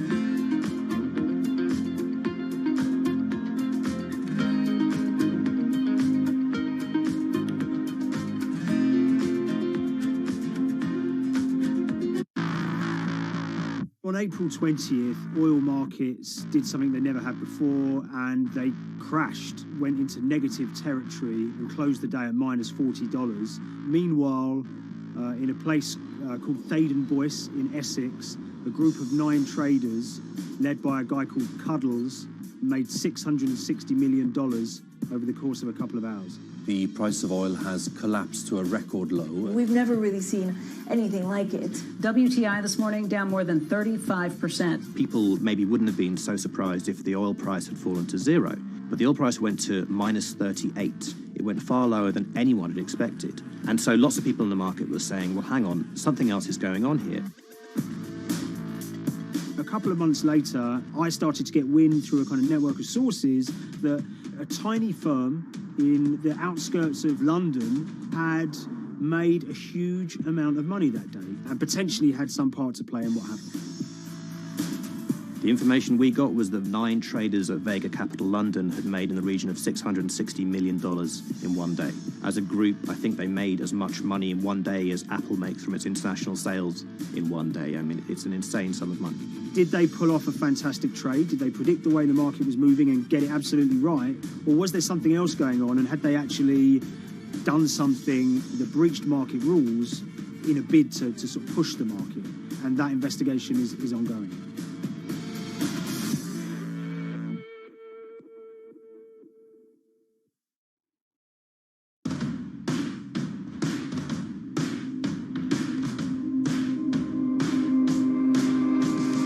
So Paul Commons is a trader who cut his teeth in the pits in the 80s and 90s when everyone had a nickname. His was Cuddles.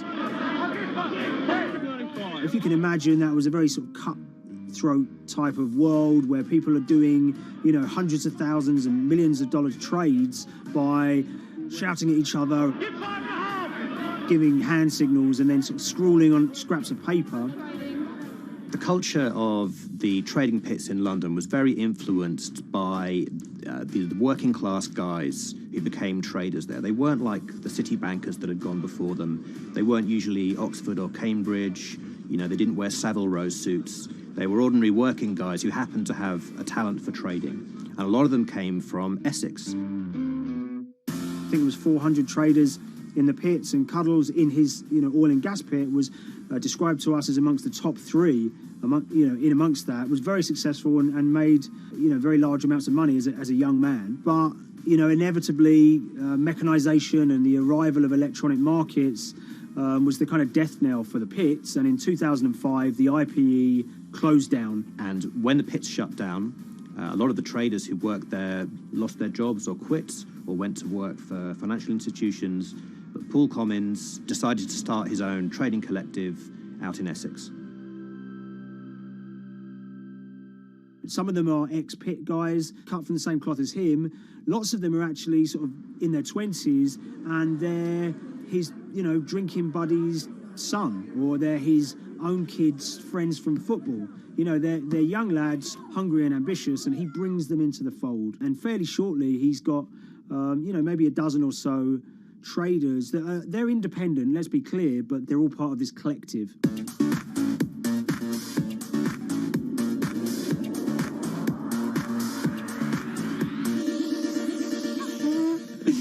Yeah, I'll let Liam deal with Essex. I am from Essex, so I feel like I'm free to, to get into this. Sweet, as they say. If you were to ask someone in Britain how they would imagine a kind of Essex person, they would see someone who's maybe slightly flamboyant, with a sort of Cockney accent, a sort of Guy Ritchie-style accent. Not afraid to splash the cash, but it's probably pretty bright and has done well for themselves. Don't even make sense, does it? But, these guys, they drove around very nice Rolls Royces and Bentleys. They went to places like Marbella on holiday. Thaden Boyce is a very wealthy place. You have to have considerable income to be able to afford to live in that village. It's a really nice place to live, and it's 20 minutes tube ride away from the city. Earlier in the summer, we have this lead, which is that there's this tiny firm called Vega Capital London, and they were the biggest winners from the biggest oil crash in history. Anyone that covers markets is going to be surprised about that. You're thinking your BPs of the world or your Glencores, but there's this tiny firm. And one of the big challenges that we had was actually finding out who worked with Vega Capital. It wasn't immediately obvious, and at first we had absolutely no idea. If you go to the Vega Capital website, it says it's under construction. If you do basic online searching, it's very difficult to find anyone who's publicly connected to the company. So inevitably, we're incredibly curious at this point. Like, who the hell are these people? The more reporting we did, the more it became clear that this group were connected socially as well as professionally. They went to weddings together, they played golf together, they would go on holiday together. We found out that a number of them were members of the West Ham Supporters Club in London. A few of them started companies together, so you could see all the connections between them and start to see a distinct group emerging. And it really just was this kind of shock that, this wasn't just like a hedge fund or a firm you'd never heard of. This was actually a group of buddies who all had the same experience on this day and had all made a huge amount of money. So if you're an oil trader, there's a number of different ways you can trade, and probably the most popular is WTI futures contracts. And it's basically a contract that says, I'm going to buy 1,000 barrels of oil from you at this point in the future, or I'm going to sell 1,000 barrels of oil to you at this point in the future. It's actually just a financial contract to gamble on to predict whether oil is going to go up or down. On the 20th of April in Essex, there had been signals for a while that this was going to be an exceptional day in oil markets. And we know that some of them arose early and started their trading in the early hours of the morning while it was still dark outside. Essentially what they were doing is buying contracts that gave them an obligation to buy oil at whatever the price ended up at 2:30 p.m. So they're basically placing a bet that oil was going to fall throughout the day. But they're simultaneously selling lots of oil as well. And whether they make a profit and how much profit they make is the difference between what they buy the oil for and what they sell the oil for. Now, of course, we now know throughout April 20th, the price dropped and dropped. So this is going very well for them. They are committed to selling oil at these prices, and the prices are continuing to fall, which means they're going to be able to offset it and buy oil at cheaper at the end of the day. Now, once it gets to kind of 1:30, 2 p.m., that's when things start to get really interesting. Suddenly there's a kind of influx of buyers and sellers, as desperation increases in the market and trading volumes go up. Now at 2:08 p.m. exactly, something bizarre and unprecedented happened, which is that oil passes into negative territory. And it fell to a record level of minus $38. We've never seen anything like it, period, in terms of the contraction of the global economy. That huge gulf between what they were buying the oil for and what they were selling it for enabled them to make more money than they ever thought possible. So their profit was the difference between minus 37 and all of these positive numbers on every contract they sold. The price of crude briefly hit minus $37 a barrel. For one group of traders operating from a small office, it was a very, very profitable day. It's important to remember this had never happened before in the history of oil trading. No one could have predicted it. I can't think of another example of where you enter a trade and you get paid on both sides. You get paid both to sell and to buy. It's unthinkable. One thing we know about the Cuddles Trading Arcade is that they were very comfortable taking large risks. And, you have to be clear, this was a large risk. Yeah, we spoke to oil traders, both people that know these guys and people that don't, and they all say that this is, incredibly risky. And that's actually what stops a lot of oil traders doing trading like this. They simply aren't willing to stomach the risk. But Cuddles and his friends were. So when the kind of final calculations came down, the group of the 9 most profitable traders made $660 million or thereabouts between them. I mean, if you can imagine, I think 3 or 4 of them made in excess of 100 million each. One of the astonishing things about this trade is that 2 of the individuals who made more than $100 million in a single day were in their 20s. One of them was 22 years old. Only a few years earlier, he'd been posting on his social media about doing teenage stuff with his mates in town and going to see girls and rap music. And here he is a few years later making $100 million in a single day's trading. When me and Liam discovered that, we couldn't believe it. We couldn't believe what we were seeing.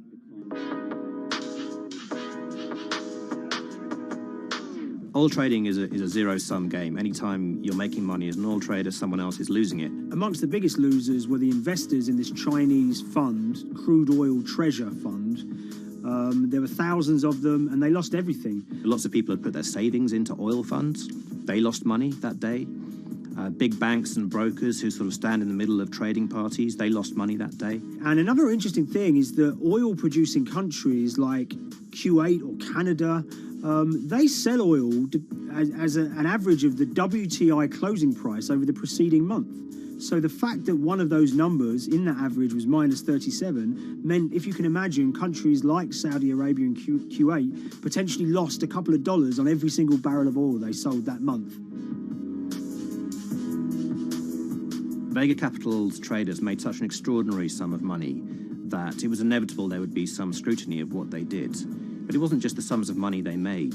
In the vital half an hour before the settlement price was set, they were by far the biggest sellers of oil futures in the market, which is an incredible thing to think about when you consider that the other participants in that oil market are going to be the world's biggest banks, oil majors, BP and Shell, and here you have a group of 9 guys in Essex who are having this significant influence over a global market for oil.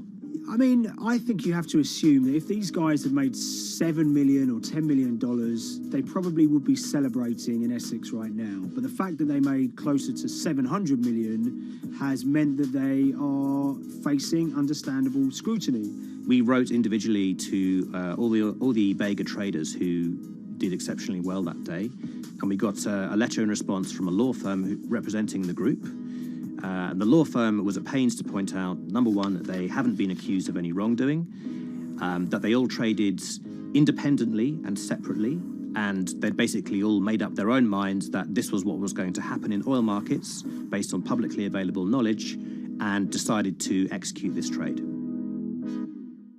What I love about these stories is there's a real variance of opinion, and some people will look at what happened and think that must be dodgy. They all traded at the end of the day. They all made a huge amount of money while all these people lost.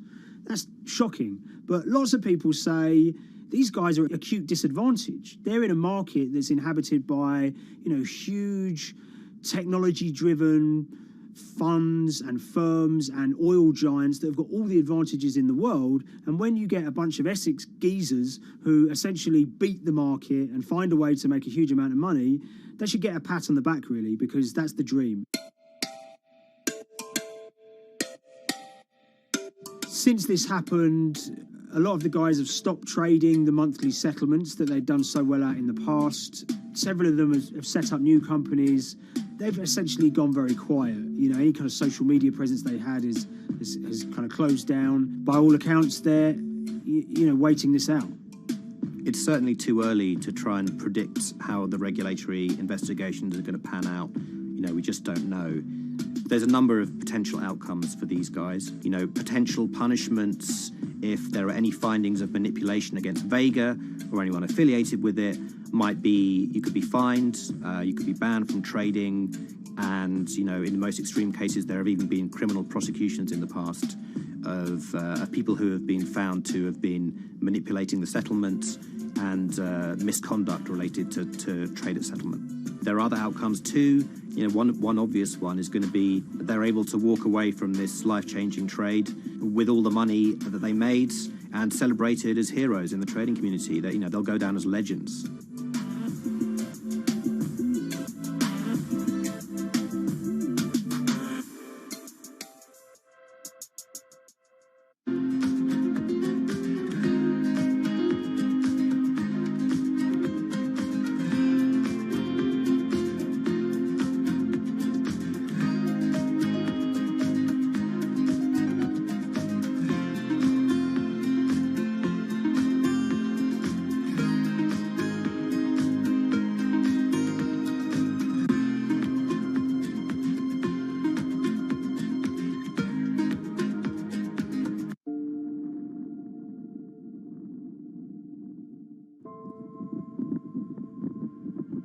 It's very important, given the nature of the climate crisis right now, for the general public to have an understanding of what progress is or is not actually happening.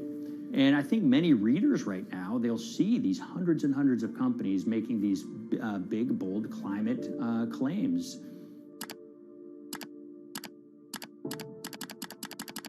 And they would be forgiven to think that we're well on our way to meeting the emission reduction trajectory we need to be on. And the reality of the matter is we're just not on that trajectory. And a key reason for this sort of disconnect is the use of offsets that aren't doing what they claim to be doing. We have a massive potential for sort of willful blindness. We can convince ourselves of things regardless of what the facts are. And so that's what tends to happen in these cases. It's not that anybody is setting out to commit climate fraud. They sort of walk themselves into a situation and they convince themselves of one thing, and that allows them to convince themselves of another thing. But at the end of the day, they're doing something that makes no sense at all.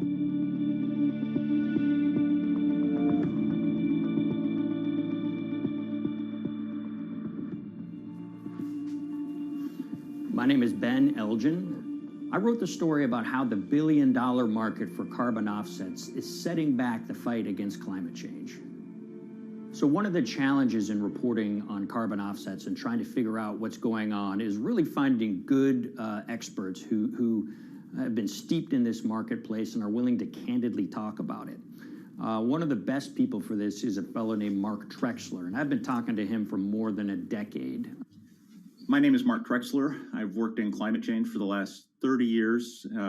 I was actually hired by the World Resources Institute in Washington to work on the first carbon offset project in 1988. In terms of defining a carbon offset, one of the beauties, so to speak, of greenhouse gases, sort of the silver lining of greenhouse gases, when you put up a molecule of CO2 into the atmosphere, it can be anywhere in the planet in 7 days. And therefore, if there's an option to reduce emissions on the other side of the planet, and you can do that very cheaply as compared to doing it in your factory, for example, then why not pay that person, that factory on the other side of the planet to reduce their emissions? Then you are, in a sense, offsetting your emissions, and the atmosphere doesn't really see your emissions anymore. So carbon offsets have been around for quite some time, and they were actually key with these international climate agreements, such as the Kyoto Protocol, which mandated the wealthiest countries reduce their greenhouse gas emissions. The treaty was signed on the 11th of December, 1997. Decided.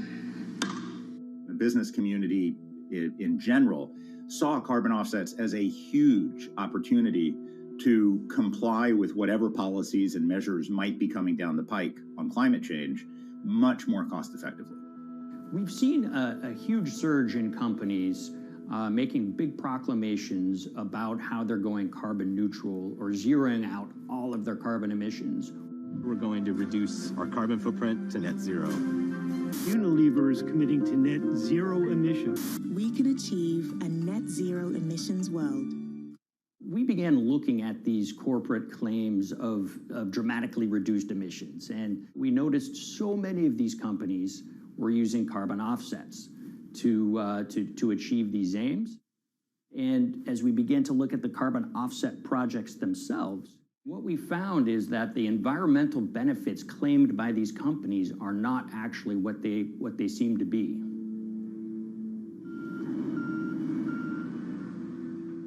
And as we sort of saw and spotted a number of these very aggressive carbon offset projects, which appeared to be generating inflated credits or bogus credits, we saw a number of them were associated with the Nature Conservancy. This surprised us. The Nature Conservancy is the world's biggest environmental group. They have about $1 billion a year in revenues, and they've been around for 7 decades. They've preserved about 125 million acres of land, and they've done so many good works over the years, and they've been very strong in terms of working with corporate partners. The Nature Conservancy has taken a different approach, a very pragmatic and pro-business approach. They will not go out and criticize a big polluter, but they're very happy to work with them. Some might say that, well, that's selling out, but others would say, and those at the Nature Conservancy would say, these companies have deep pockets. They can help fund important preservation work, and we have absolutely no problem working with them on this stuff. So companies are very warm, and they've partnered with the Nature Conservancy for many years. And yeah, it definitely lends a sheen of credibility to these projects. Here's 20 new reasons to visit Disney World this year. 1, 2, if you look at, for instance, Disney, that's a sprawling company with theme parks and cruise lines that burn up diesel fuel. They have office buildings and television studios that consume electricity. So these companies are trying to make major reductions in their carbon footprints, but it's very difficult to change these fundamental ways their businesses operate. So Disney has been a big buyer of carbon offsets that are orchestrated by the Nature Conservancy. One of the projects that they buy from is called Pennsylvania Ridges. And that's a plot of land. Most of the land is actually about a 3-hour drive outside of Philadelphia. Interestingly, this land, 3,000 of these acres, was actually acquired by the Nature Conservancy in the late 1990s. This land was imminently threatened. There was a pending logging contract on this land. So they do what they've done so well for all of these years, which is they go out, they raise money from local philanthropists, and they go buy this land to protect it from developers and loggers. And at the time, according to an archived version of the Nature Conservancy's website, when they were proudly announcing this deal, they said, these threats have been abated because of this acquisition by the Nature Conservancy. So it's really interesting now, fast forward 2 decades to earlier this year when they put forward this carbon project. And if you look through it, this land is a key part of that carbon project. And what they're now saying is this land is now, once again, imminently threatened. 72% of the trees are going to be cut within 5 years. Now, this is just astounding because this land is owned by the Nature Conservancy. They do not clear-cut land that they've bought through philanthropic donations. So this scenario that they've put forward to get carbon revenues is not really plausible.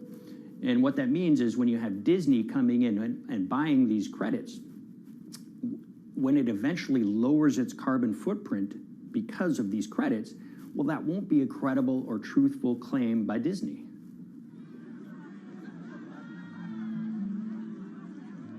So this is an organization that truly understands the threat of the issue of climate change and is wanting to do its part to address this. However, in this situation, it just appears their drive, which they've had for decades, to increase the amount of revenues that it can use for land preservation work, Nature Conservancy and many others see that the carbon credits as a pot of money that they can tap into to further their own benevolent aims. But unfortunately, what this has resulted in is claims of climate progress that just aren't really happening.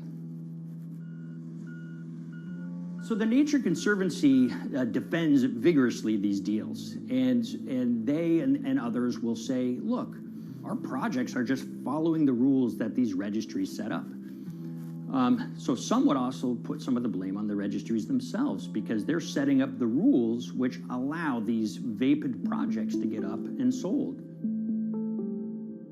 So we've reached out to all of the companies we mentioned in this story, including Disney. They didn't want to be interviewed for this story, but they all told us that, look, we have to rely on the experts out there, and those experts, they say, are these carbon registries that have been set up. Most of these Nature Conservancy deals are set up and sold on this exchange. It's called the American Carbon Registry. Now, it's the oldest of these registries that allow voluntary carbon credits to be sold. They've been around since 1996. What these offset registries do is they set up rules, and any carbon offset project has to follow those rules. But there's this tension that's always there. If the rules are too strict, then it's going to be very hard for carbon offset projects to get up and running. So there's this balance going on where the registries want rules that attract projects, but they don't want it to be so strict where it will disincentivize projects from getting listed. One of the challenges with designing carbon offset systems is that there are normally two people at the table. You have buyers and you have sellers. And to some extent, you have policymakers, but you know, the buyers and the sellers are really the ones with the expertise, with the incentive to really participate hard, make a lot of things happen. And the challenge there is that both of them sort of want the same thing, or they're both happy with the same thing. They're happy with low-cost offsets and a lot of them, because that works for their business model. You end up, though, with nobody really representing the atmosphere, so to speak. Nobody's really representing the climate in those discussions. And so the policies end up biasing the whole system. And you end up in sort of a race to the bottom. And that's what we've seen happen. You know, when it comes specifically to the topic of carbon offsets, you know, I am a fan of carbon offsets in the sense that they can help mitigate climate change. They absolutely can. But, you know, if we're not going to do it correctly in a way that actually does help mitigate climate change, then it's nothing but a distraction. And, you know, after 30 years, you have to start wondering, is it really just a distraction? And that's really unfortunate, but that's where we are. Ultimately, what needs to happen is systemic change. You know, we're sort of nibbling around the edges with some of these different things. We need to change how we produce energy. We need to change how we transport ourselves. We need to change what and how we eat. You know, we need systemic change associated with transitioning to a low carbon economy. A lot of what we're doing today is not promoting systemic change. It's sort of trying to stick your thumb in the dike to preserve the current system. And at the end of the day, that can't really work.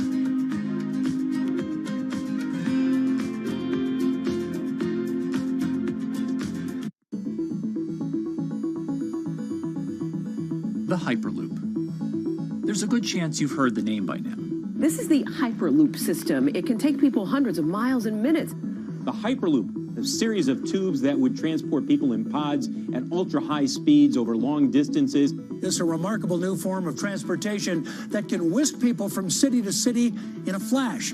29 minutes from New York to D.C., 30 minutes from L.A. to San Francisco. For years, we've been seeing these futuristic, utopian renderings of some cross between a spaceship and a monorail. But lately, the Hyperloop is becoming much more real. Yes! It was surreal to be even sitting inside a Hyperloop, and just even more incredible to actually be like riding down a track in something that was nothing more than a crazy idea 6 years before. Companies all around the world have been developing and testing the technology needed to propel passengers at speeds of over 1,000 kilometers per hour. But for many, speed is only the first step to unlocking the full transformational effects of a new mode of transportation. Fast is what we just sort of take for granted in the Hyperloop world. It's the network effects that really deliver the benefit. And that opens up a completely different scale of economic opportunity.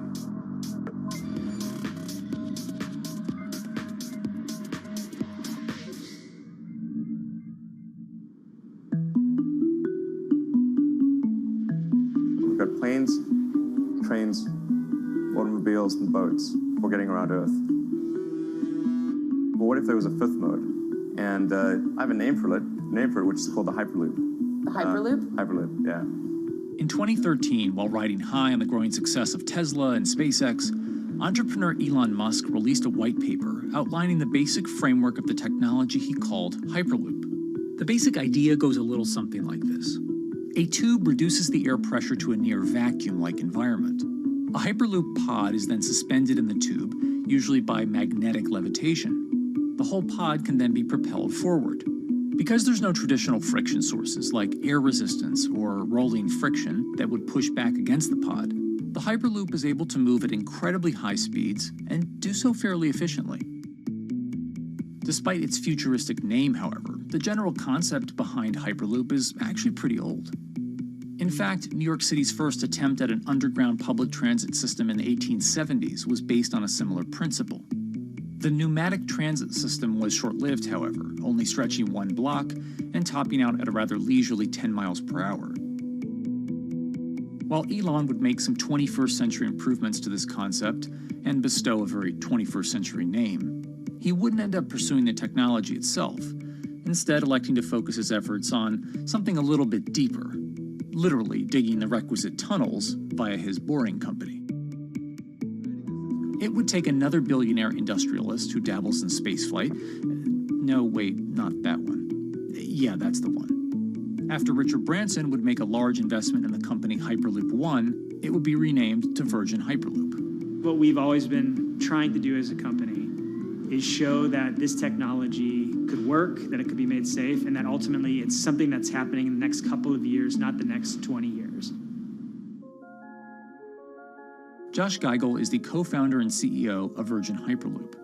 In a familiar tech startup story, he's seen the project go from a garage to a large-scale testing facility outside of Las Vegas. So we started building the first kind of Hyperloop system in 2016. We've done a lot of work, about 500 tests that we've done on that over the last 5 years. And what we realized that we need to do is take that technology, show that it can be commercial, so drive the cost down, improve the efficiency, improve the performance. But the key thing is actually making it approachable and safe for individuals. In order to do that, Josh, along with Virgin's head of passenger experience, Sarah Lucian, bravely volunteered to take the inaugural ride. What her and I were realizing is we're the first two people sitting in a Hyperloop. The only type of people that have gone through this environment are in spacesuits. And there we are in just normal clothes because of the system, the safety of what we designed. 3, 2, 1, launch. And then once we started going, you felt a bit of acceleration. We accelerated a little bit harder than we would in commercial. It'd be like a sports car. Yes. We got up to about 108 miles an hour on that test. And it's a short run. It's about 500 yards or so. And came to a stop. The test, lasting only about 20 seconds and covering only a quarter of a mile at just over 100 miles per hour, is a long way away from a true functioning Hyperloop. But as for optics, it's a crucial step for the future of funding. The number one question we got from investors or from project proponents or just people in general was like, is a Hyperloop safe? And what better way to show something is safe than by actually getting people on it? But convincing investors and governments that would likely be fronting some of the construction costs for an unproven technology is no easy task. First and foremost is the question of safety. Most people don't know how an airplane works, but yet they get on an airplane. They get on an airplane because, it's faster than driving, and most importantly, they've probably gotten off of one before, they've seen someone get off of one before. And so what we set out to do was actually show that Hyperloop could be safe with two normal people, not astronauts, not adrenaline junkies or test pilots or anything like that. Two normal people getting on a Hyperloop, and then most importantly, those two people getting off. But beyond safety concerns, constructing Hyperloops will undoubtedly require a significant capital investment to the estimated tune of around $60 million per kilometer of track. So a track from San Francisco to Los Angeles, for example, is likely to come with a price tag over $10 billion. And before large governments are willing to come in and front those costs, investors who are funding Hyperloop development must accept it as a long-term mixture of technology and infrastructure investing.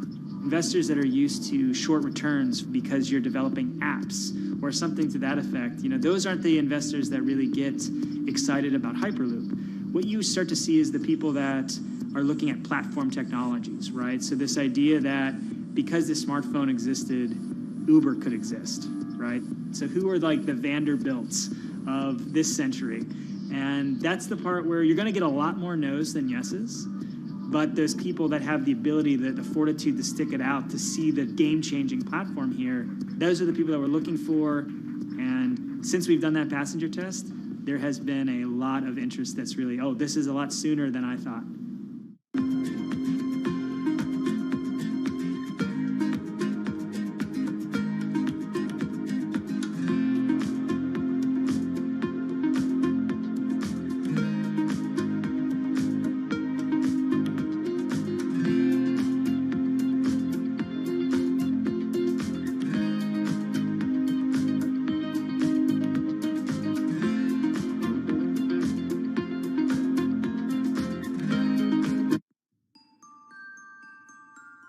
Envisioning the ripple effects of what Hyperloop could achieve, though, is fairly challenging at this stage of development.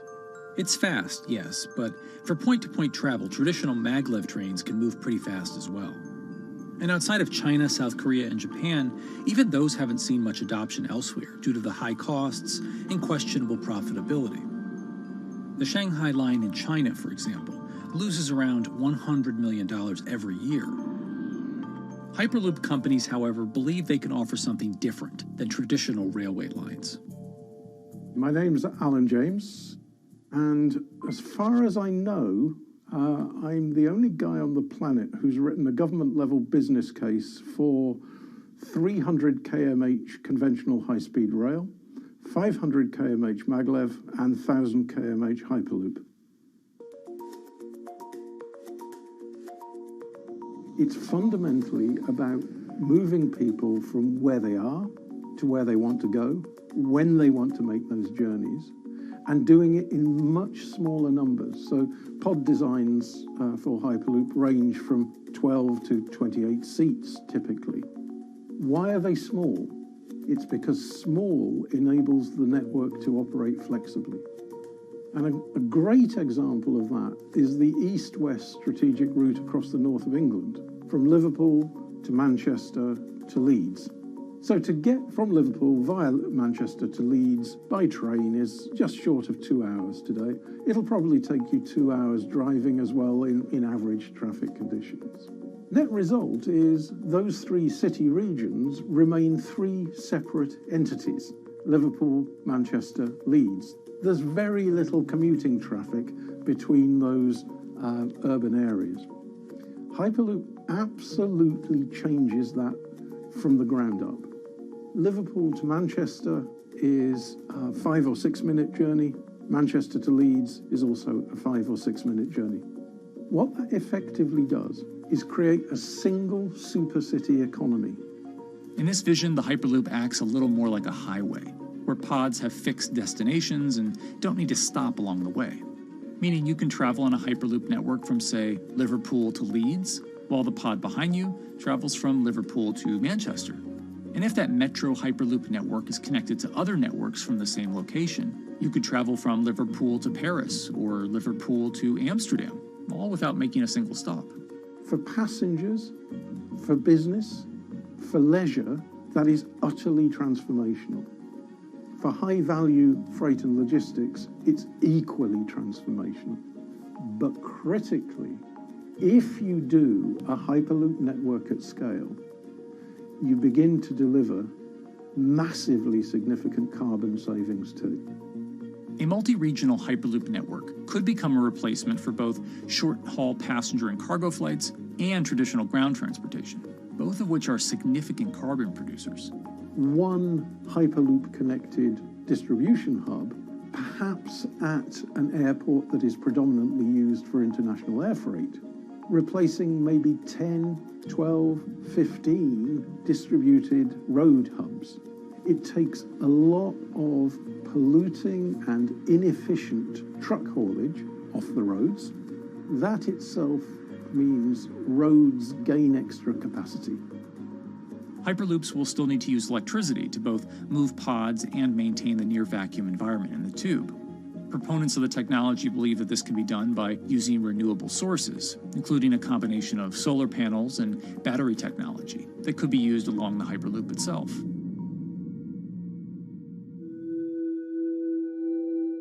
But even with all multipliers of time and carbon emission savings that a Hyperloop network may provide, the investment capital required to actually build such a network becomes even more economically and politically daunting. Committing doesn't mean spending billions on day one. Committing means, how do we phase it?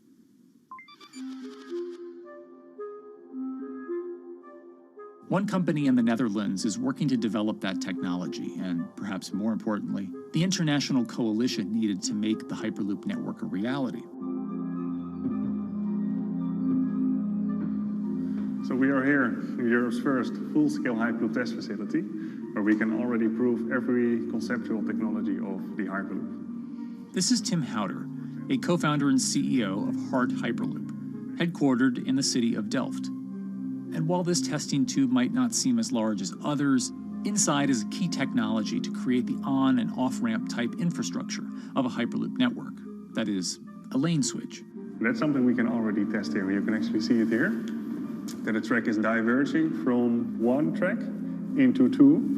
That makes it possible to eventually split up the Hyperloop track in two sections. And in that sense, you can create a complete Hyperloop network. That in the end will make it possible to travel, for example, over a whole continent. Take Europe, for example, with the same ease as you can now travel with a metro in a city. The nice thing about this magnetic levitation system that we've developed is that there's absolutely zero moving components in the track. So for example, if you have to do a lane switch, all you do is that the tube basically splits up, and statically the tracks also split up. And whenever the vehicle enters a switch, it either pulls itself to the right with its magnets, or it pulls itself to the left with its magnets.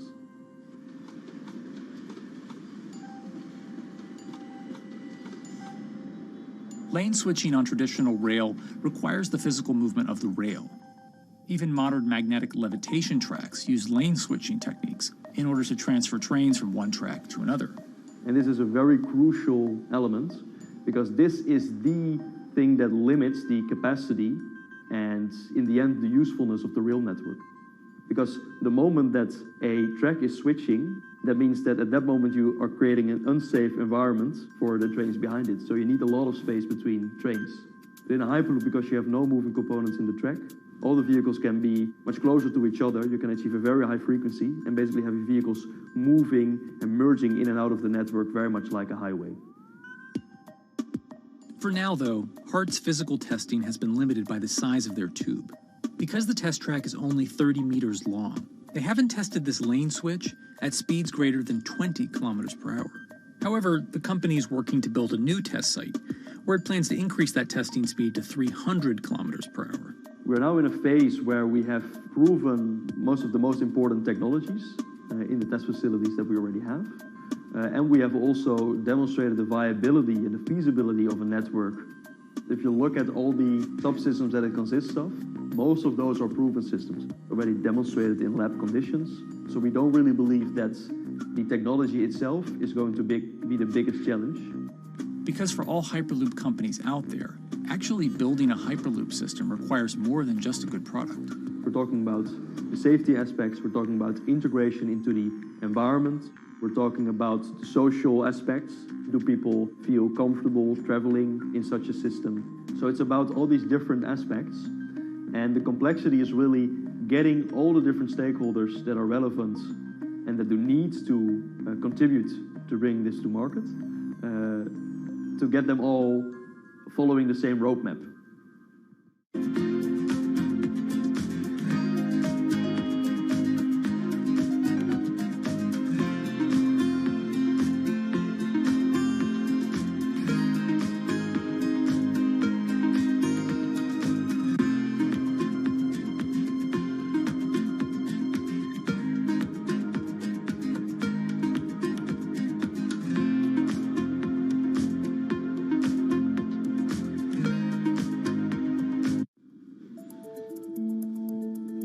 In order to help build this coalition of private and public interest in Hyperloop development, HART in 2018 partnered with other Hyperloop companies from Europe and Canada.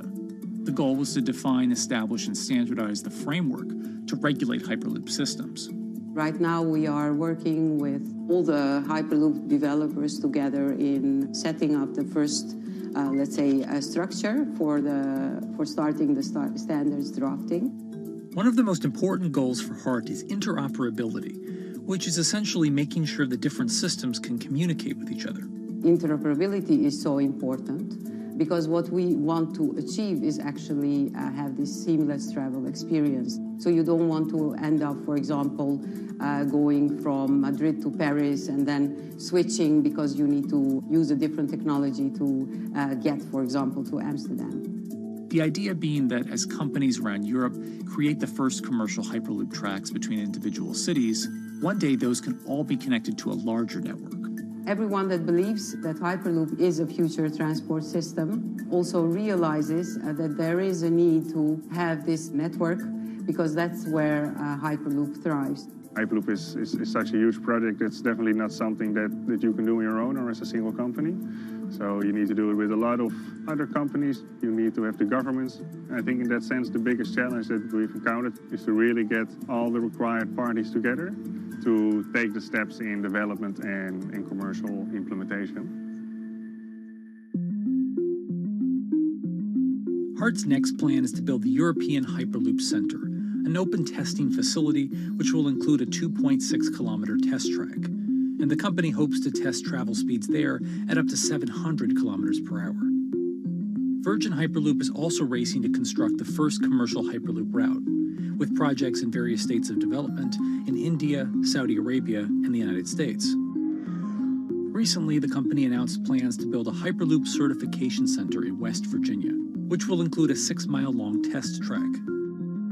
Proving the technology here will be crucial if Hyperloop networks can find a home among infrastructure investments that the Biden administration hopes to make. The idea that there's multiple Hyperloop companies, I think, is a redeeming aspect in the business. People really want to see something happen, so having multiple people move forward is good for that. I was struck when Josh and Sarah rode the pod. 2 or 3 of the major outlets used the phrase, "We now have a new mode of transport." And although all of that technology had existed before those 2 human beings rode it, it was the moment at which those 2 human beings traveled that short distance down the tube that in popular imagination, Hyperloop became a mode of transport. The metaphor I use with my team is that, the Wright brothers were first, but none of us fly on Wright Brothers Airlines anymore. If you don't continue to innovate, you're not going to be around, and so we'll continue to be at the forefront of building Hyperloop. Back in 2013, Elon had an idea.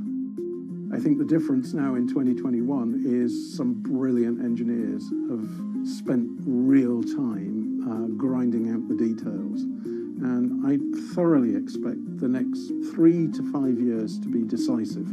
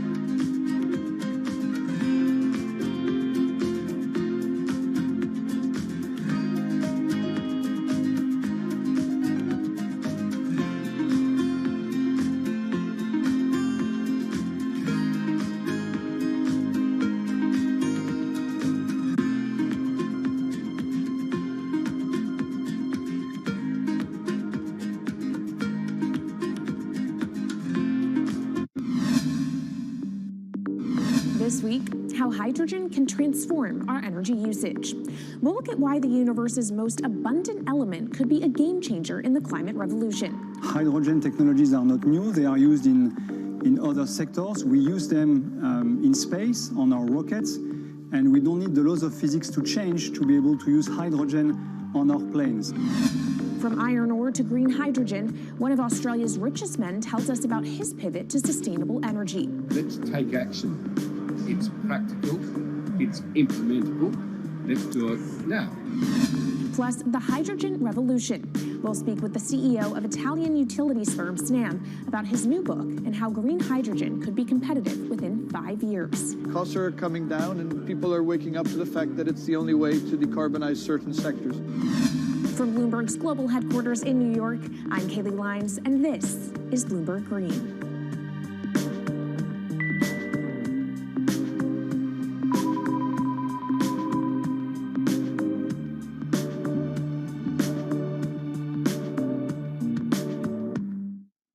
It's a new year, so here at Bloomberg Green, we're highlighting new solutions in the fight against climate change.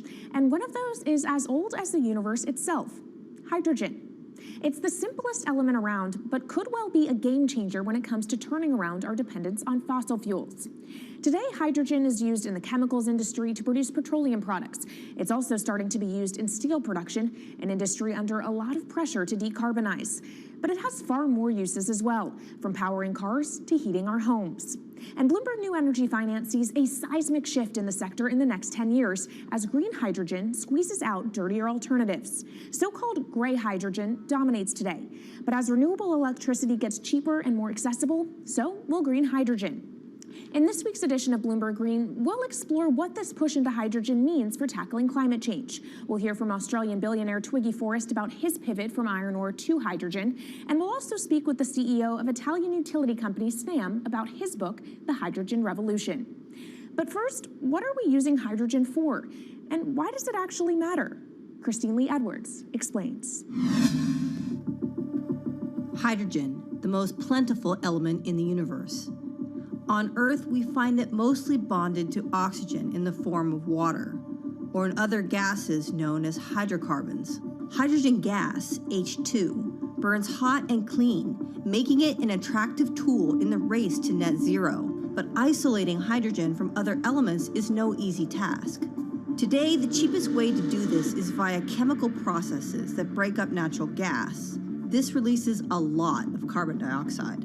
Another method is to use electricity to split water molecules in a process called electrolysis. Although there is no carbon byproduct, a lot of electricity is needed. And if this power comes from burning coal or gas, it negates the zero emissions goals of using hydrogen to begin with. Hydrogen produced in this way, powered by fossil fuels, is called gray hydrogen. If carbon capture and storage is used together with fossil fuels, then it becomes blue hydrogen. If nuclear power is used, it's called pink. And finally, green hydrogen is when it's produced via electrolysis and powered from renewable sources. This method is considered emissions-free. It's predicted that by the early 2030s, H2 made from renewables will be cheaper than that made from fossil fuels. But that hinges on the cost of electrolysis declining, which will be achieved through larger projects and an expansion of manufacturing. To be clear, vast amounts of H2 are already used today.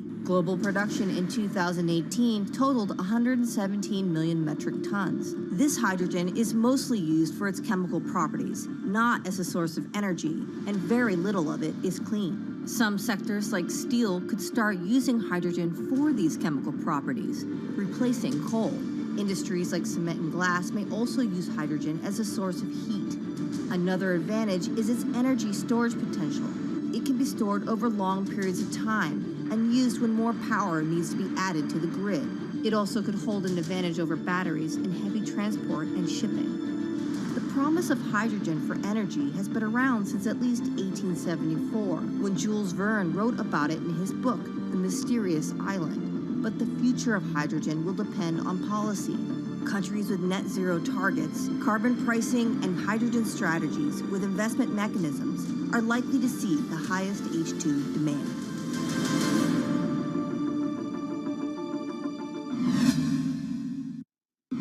That was Bloomberg's Christine Lee Edwards explaining what hydrogen means for the energy transition. But how are businesses approaching the sector? Well, one of Australia's richest men is making a big play into hydrogen. Andrew Forrest, better known as Twiggy, made his fortune from iron ore, being the chairman, former CEO, and major shareholder in Fortescue Metals, one of the world's biggest miners.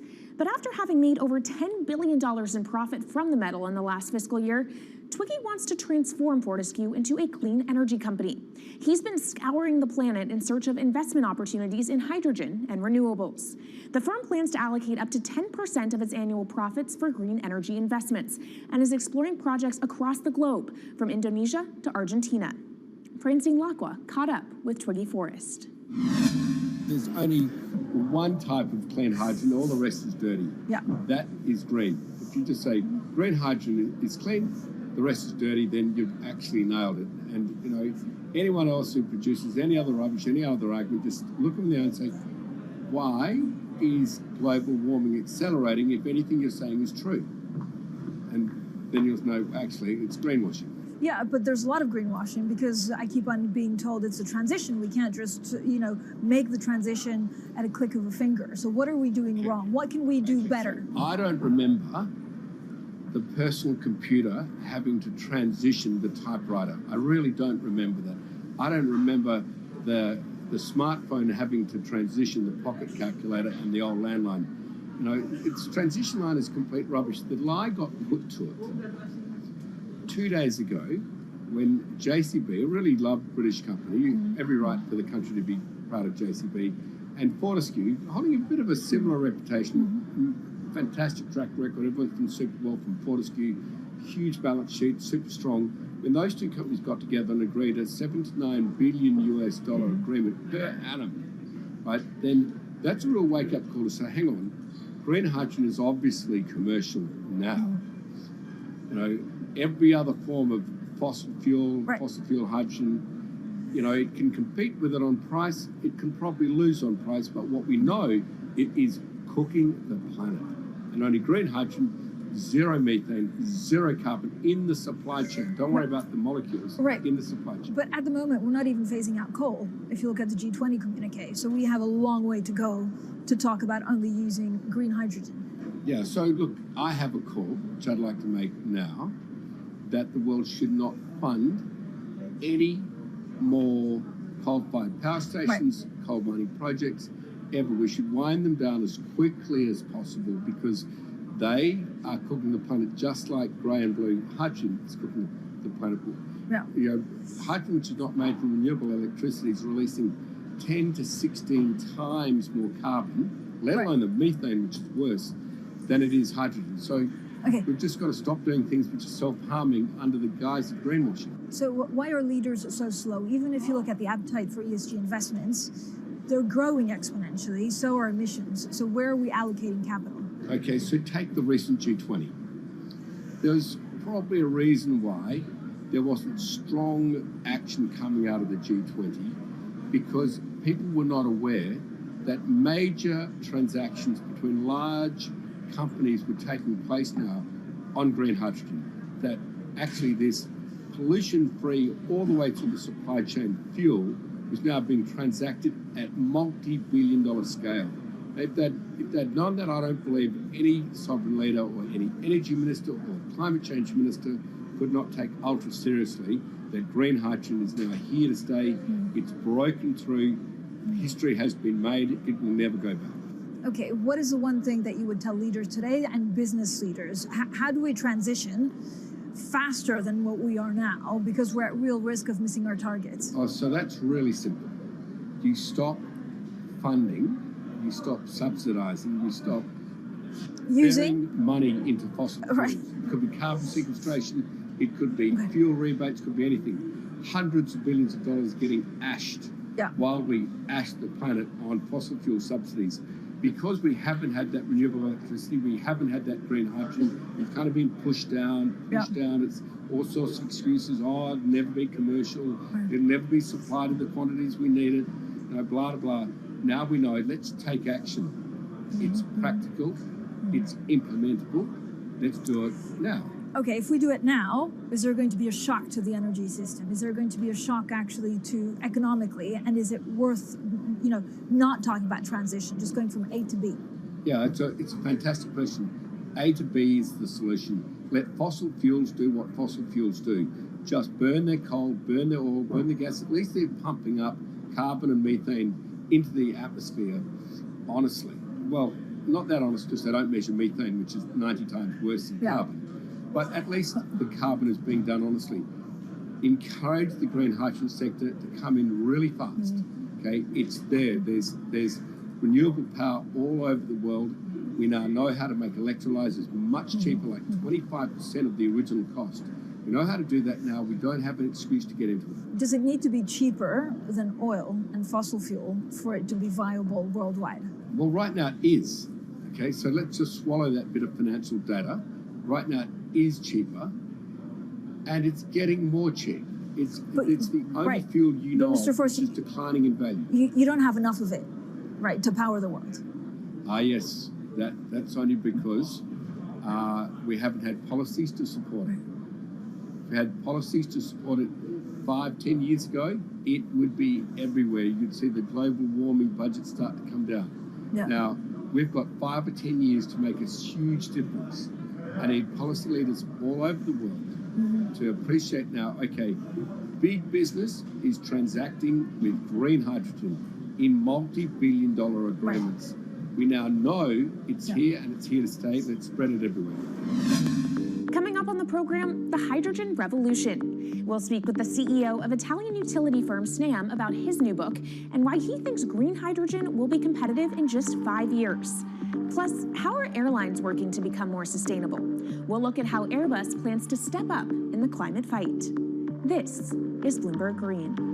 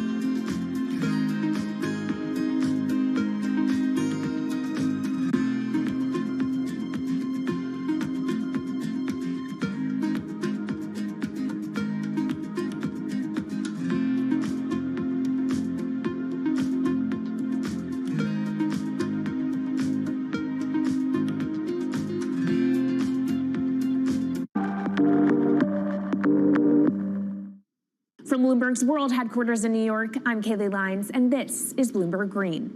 What will the world look like in 2050? Will global temperatures have stabilized, electric vehicles be abundant, and solar and wind power homes around the world? According to Marco Alvera, the CEO of Italian energy company Snam, that vision of the future could be a reality. And he says that hydrogen will pave its way. As he tells it in his new book, The Hydrogen Revolution, Alvera's moment of reckoning came in November 2018 when he tasked the Snam Scenarios team with studying how Europe could reduce its CO2 emissions to zero by 2050. Looking through the results of the study, Alvera said he was struck by how much hydrogen was in Europe's energy mix by that year. Beyond the abundance of hydrogen, the SNAM model also predicted that it would be the cheapest form of decarbonized energy for many sectors, and that it could be cheaper than today's prices for oil, coal, and nuclear power. Our Maria Tadeo spoke with Alvera at COP26. It's happening all very fast. We see the cost of hydrogen coming down a lot.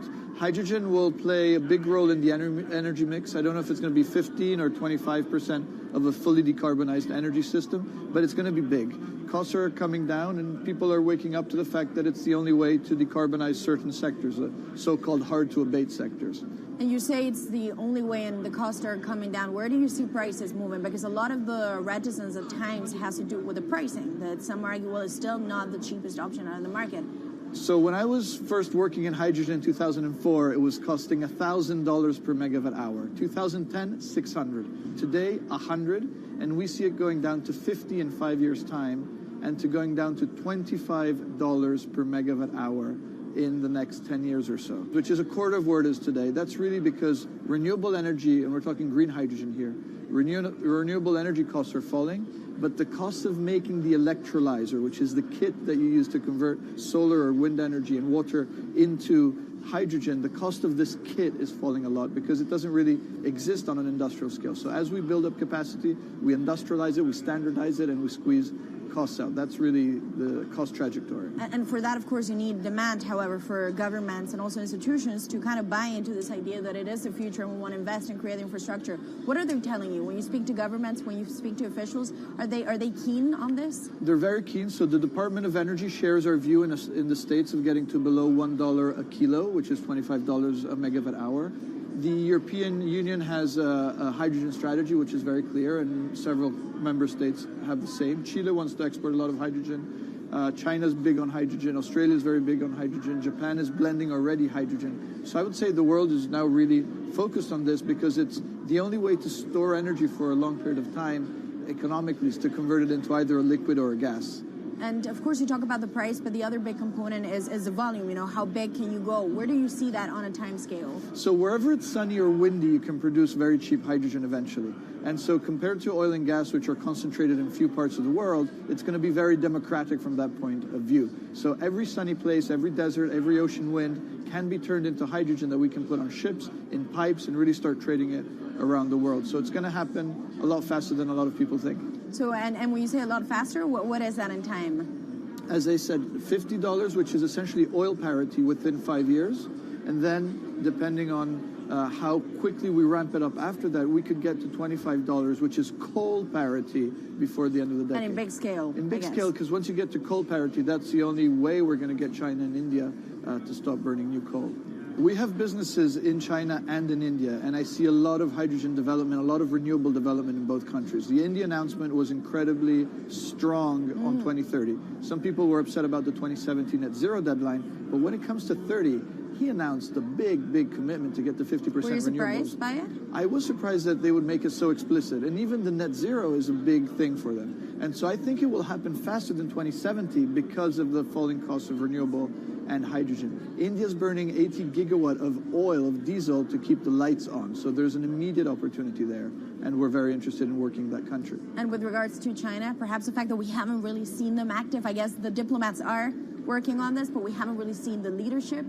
It's going to be technology, it's going to be industry. I think China has committed to a net zero, which is very important. At the G20, China was clearly behind the 1.5 degrees. So I think a lot has been achieved between the G20 and COP, and I think what's really important is to see in the coming years how quick it's in our hands to make part of this happen in 5 years, or it could otherwise happen in 15, 20 years. It's about building the project. The capital is there. We saw how many trillions of dollars are already committed.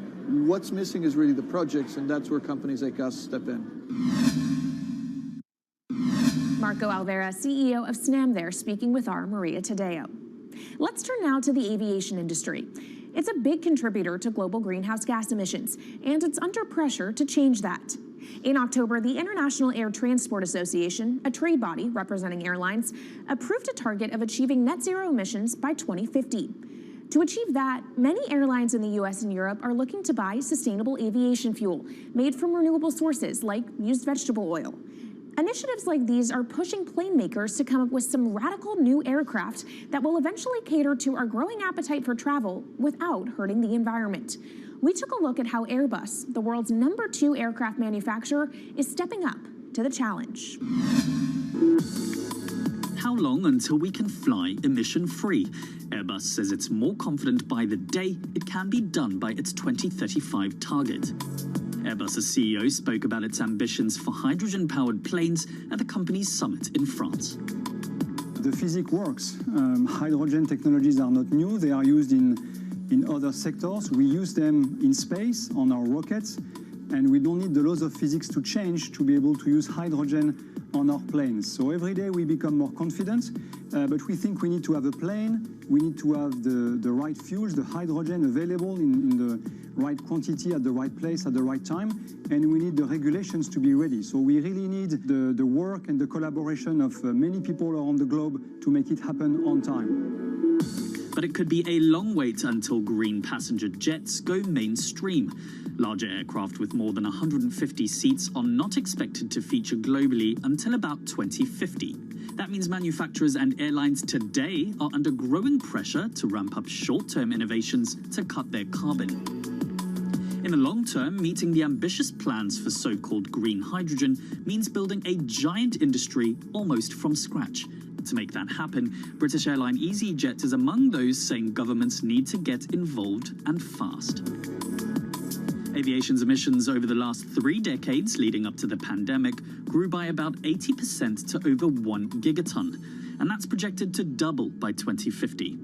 According to Bloomberg NEF, about half of the airlines with the largest global market share have set net zero targets by that same date, nearly 3 decades away. Coming up, from blue sky projects to the bottom line. We'll speak with our Bloomberg NEF expert Meredith Annex and dig into their models about how hydrogen fits into the future energy mix. This is Bloomberg Green.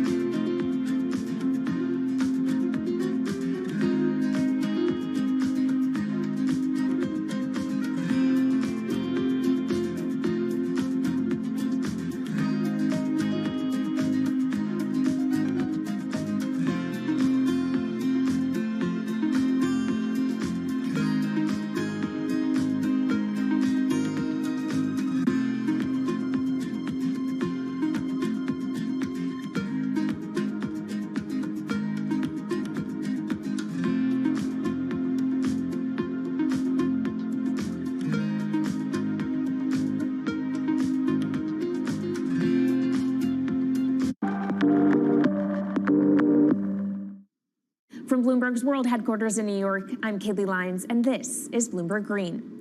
Now let's bring in Meredith Annex, our Bloomberg NEF hydrogen specialist, to talk more about how hydrogen could change the energy landscape. So Meredith, what place do you think hydrogen is likely to have in the future energy mix globally? Hydrogen's this incredible solution for us as we look to decarbonize because it's a perfect solution in areas that are hard to electrify. So where we like to think about hydrogen playing a role, it's in things like heavy industry, especially where you need a feedstock as well as energy source, and in things like dispatchable power, long-haul transport, maybe even shipping and aviation. That sounds great that it can be used for such diverse industries. At the end of the day, though, how much is this going to cost?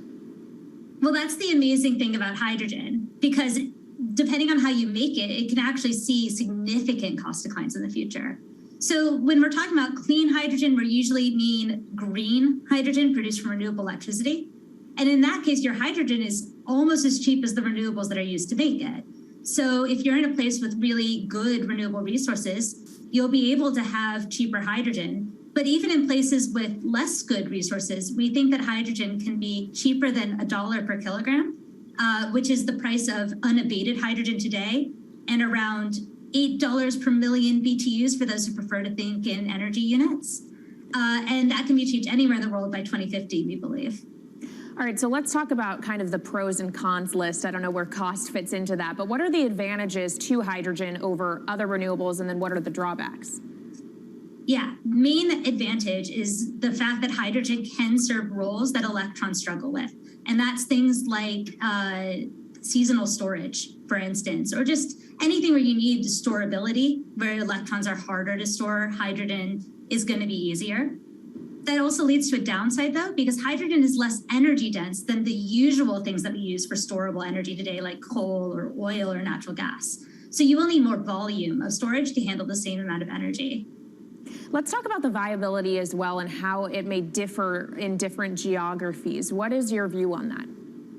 Yeah, so for green hydrogen, again, from renewable electricity, really places with the best renewable resources, things like Latin America or the Middle East, even Southern Europe, have really, really good potential for producing hydrogen. And then when you're looking at blue hydrogen, which is produced from natural gas or coal with carbon capture and storage, we do see that becoming more expensive than green hydrogen in the future, especially as renewable electricity costs come down. But that can be a viable option in places like the US Gulf Coast or Russia, where you've got good geological storage for the carbon, as well as ample natural gas that's quite cheap. All right, great breakdown. Thank you so much to our Meredith Annex, our Bloomberg NEF hydrogen specialist. And of course, you can get more from the Bloomberg NEF team on the terminal and online. And they've recently done a podcast called Hydrogen 101 as part of its Switched On series. So from iron ore titans pivoting to cleaner energy to talk of a hydrogen revolution, that's it from this week's edition of Bloomberg Green. We'll be back next week with a deep dive into the state of electric vehicles. And you can keep the conversation going by following us on YouTube, Instagram, and Twitter @Climate. I'm Kaylee Lyons from Bloomberg's World Headquarters in New York, and this is Bloomberg Green.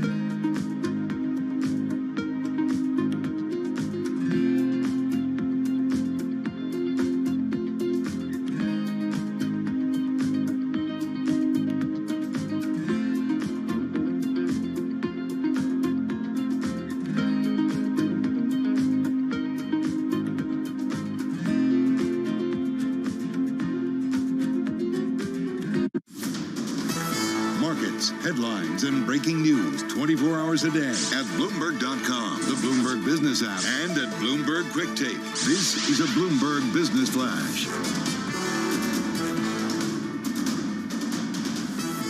From Bloomberg World Headquarters, I'm Charlie Pellet. We've got the Dow, the S&P, NASDAQ all advancing at or near session highs across the board. Back to work Monday. Equities are gaining as dip buyers emerge from last week's central bank jitters and volatility during the corporate earnings season. S&P 500 index up now by 1.2%, being led higher by gains in consumer discretionary and technology shares. Tech-heavy NASDAQ 100 index also rallying today. Right now, that index is up by 2.3%. The NASDAQ Composite Index up by 2.4%. NASDAQ up 335. The S&P is up 55, a gain of 1.2%. The Dow up 215, a gain of 0.6%. 10-year yield right now 1.77%. Spot gold up 0.4, $17.97 the ounce, while West Texas Intermediate crude up 1.1%, $87.79 for a barrel of WTI. Well, as for markets and the Federal Reserve, Lisa Hornby is head of U.S. multi-sector fixed income at Schroders Investment Management. We're kind of being cautious and waiting for the macro backdrop to stabilize a bit. Hopefully, the Fed gets this right. I think the chance of that is fairly low, but hopefully the Fed does navigate this well and doesn't over-tighten into a slowing economy. But if they can sort of land this well, then there should be opportunities for more risk-taking later this year. Sony Group is purchasing Bungie Inc., that's the U.S. video game developer behind the popular Destiny franchise, for $3.6 billion to bolster its stable of game-making studios. Tesla jumping toward its biggest rally in about a month after Credit Suisse Group upgraded the shares with technical signals pointing to more gains. Tesla shares, they're up now by just about 9.7%. Recapping, stocks are rallying. We've got the S&P up 57, up 1.3%, 10-year yield 1.77%. I'm Charlie Pellet. That is a Bloomberg Business Flash. This is Bloomberg Business Week. Insight from the reporters and editors who bring you America's most trusted business magazine. Plus, global business, finance, and tech news as it happens. Bloomberg Business Week with Carol Masser and Bloomberg Quick Takes Tim Stenovic on Bloomberg Radio. All right, live from our Bloomberg Interactive Brokers studio. We are streaming on YouTube. It is Monday, January 31st, 2022. It is the last trading day of January. Are you going to be happy to get rid of January, or do you want to stay here for a little while? Good riddance, January. But hey, February's a shortened month, right? Right, yeah, exactly. So we'll see what it brings. Stock investors definitely finding some opportunities on this Monday, sending shares higher. We're going to have more on the trade in just a moment. We are also our most read story on the Bloomberg. It's all about Joe Rogan saying, "I'm sorry." That's helped send shares of Spotify soaring, having its best day in a couple of years. Hey, you know what? An upgrade from Citi didn't hurt either. Absolutely. Also helped out Netflix as well. So we'll talk about that. Also in this week where we're focusing on the labor market, don't forget we get the monthly jobs report come Friday. We've got two relevant stories. One from Business Week about the frontline workers that are the pandemic's invisible victims. You've probably talked with one or two or three throughout the pandemic. Yeah, plus the knowledge workers, Carol, that are a threat to capitalism. We're also going to talk about the army of faceless suits taking over the $4 trillion hedge fund world, and a great guest, thanks to you. Well, I'm excited about this one. Peter S. Goodman, he's a global economics correspondent at the New York Times, also the author of Davos Man, How the Billionaires Devoured the World. It's a new book. It targets the likes of Jeff Bezos, Mark Benioff, Jamie Dimon, Steve Schwartzman, and Larry Fink. We're going to talk all about that with Peter later in the show. He doesn't like them. It's not personal. No, it's not personal. It's not personal. But it's so relevant to what's going on in this world. So we're going to get to that in just a moment. Let's get to the Market Drivers Report. And let's set the Business Week agenda on this Monday. Kriti Gupta with us in our Interactive Brokers studio. She's markets correspondent here at Bloomberg. Abigail Doolittle also with us, markets reporter at Bloomberg News. But Kriti, let's start with you. So we ended on a high note come Friday. We saw buying into the close, the buying continuing today. That's a good sign, or is it just short covering? Your guess is as good as mine, but right now things are looking fairly healthy, and you're not just seeing it in the stock market. The S&P 500 is up 1.3%, but you're seeing it across asset, and that's why I think I'm a little bit more reassured about this kind of bounce back, because you're right. After this really aggressive selling over the past couple of weeks, it is natural to have a bounce back, to have some of that short covering, especially on the last day of the month where you are going to see some of those rebalancing flows. That being said, you do have a weaker dollar. You do have yields higher. And you do have, of course, commodities a little bit higher as well. So, for example, Brent at over $91 a barrel. Those are all good signs when it comes to risk appetite. One of the big outperformers in January. It was. And this is going to be crucial. And to add, just not only stocks are rallying with commodities, which for a little while you saw it break down a little bit on those inflation fears. This is, like I said, it's a good sign, but let's see if it holds through tomorrow. Yeah, in the S&P 500, for example, 4 stocks higher for every 1 stock that is lower right now. Hey, Abigail Doolittle, come on in here, and I want to talk technicals with you. What should investors, our audience, be looking at to help them understand whether or not what we saw last week was perhaps the bottom, especially when it comes to tech stocks? I think what you want to take a look at, Tim, are the highs. Are they lower highs or higher highs? At this point this year, we're looking at a series of lower highs, which is a way of telling you that the sellers are a little bit more aggressive than the buyers, especially if this buying spree results in another lower high. This time period really reminds me a lot of January 2008. People are talking about the NASDAQ 100 having its worst month since 2008. But January of 2008 really stood out to me back then for the volatility. The S&P 500 dropped about 13% from peak to trough. This time around, the S&P 500 down about 12% peak to trough. So there's some similarities. When you have this kind of volatility, it usually breeds more of the same. So I think that it looks like we're setting up for a nice little relief rally here. But if it's a set of lower highs, it suggests that there's probably some more work to be done to the downside, and perhaps on this repricing of risk that we're seeing around the expectation that the Fed is going to raise rates any amount between, I think, 3 times to, 7 or 8 times at this point this year. I mean, it's just incredible. Well, and what we're seeing too, Kriti, is momentum pickup, courtesy of one of the Fed members talking about maybe a 0.5 point increase come March. And that's the thing. I mean, I said I would eat mashed potatoes if that actually, because it feels pretty aggressive, but it would certainly be a way for the Fed to surprise the markets and maybe gain some credibility back. Yeah, absolutely. And this is twofold. On the one hand, the 50 basis point rate hike is something you haven't seen since, I think, May of 2000. So this would very much, to your point, be a credibility thing that they would come out to. But on the other side, one of the big kind of takeaways when people talk about the Fed is the Fed only cares about the market. They only care about, propping up financial conditions and all of that. But if you actually look at what's been happening in the last month, or look at what happened in the fall of 2018, where you did see a lot of the markets price in this hawkish pivot for the Fed, this might be a repeat of that. So going to Abby's point, actually, which is that this might just be a relief rally that is temporary given the volatility, that is very plausible that we don't actually see markets calm down until we get that rate hike and they show up in a really big way. Which is something you talked about last week, that's saying that we really got to wait to see what happens to in March in terms of investors finally saying, okay, I get it now. This is it. Maybe in terms of a floor. Well, speaking of seeing what happens, we have jobs report coming later this week. That's certainly a big one to keep an eye on. But also earnings. I mean, we're hearing from Amazon, we're hearing from Meta, among many other companies. Abigail, what should investors be watching for to help them understand where we are in the economy? Well, this earnings season has been really pretty interesting in the fact that there's been a lot of growth, a lot of companies beating, and yet the one-day performance afterwards is down about 1%. That probably has to do with the massive rally we've had over the last 2 years, this high valuation. So even though the quarters are good, they're not as good as they should be for this lofty placement of stocks, plus in the context of a Fed that is most likely going to be tightening. So I think that we need to see blowout reports along the lines of Apple, because this is super interesting. So you have the NASDAQ 100 on the month down 10%, as I was mentioning, the worst month since the fall of 2008. Apple down about 2% on the month. Its worst month since September. That has everything to do with that big quarter that they just put up. So we need to see really, we need to see perfection, quite frankly, because the growth last year in the second quarter, I believe for earnings, I think it was 85%. It was really, really high. The estimated growth for the second quarter in this year, 4.5%.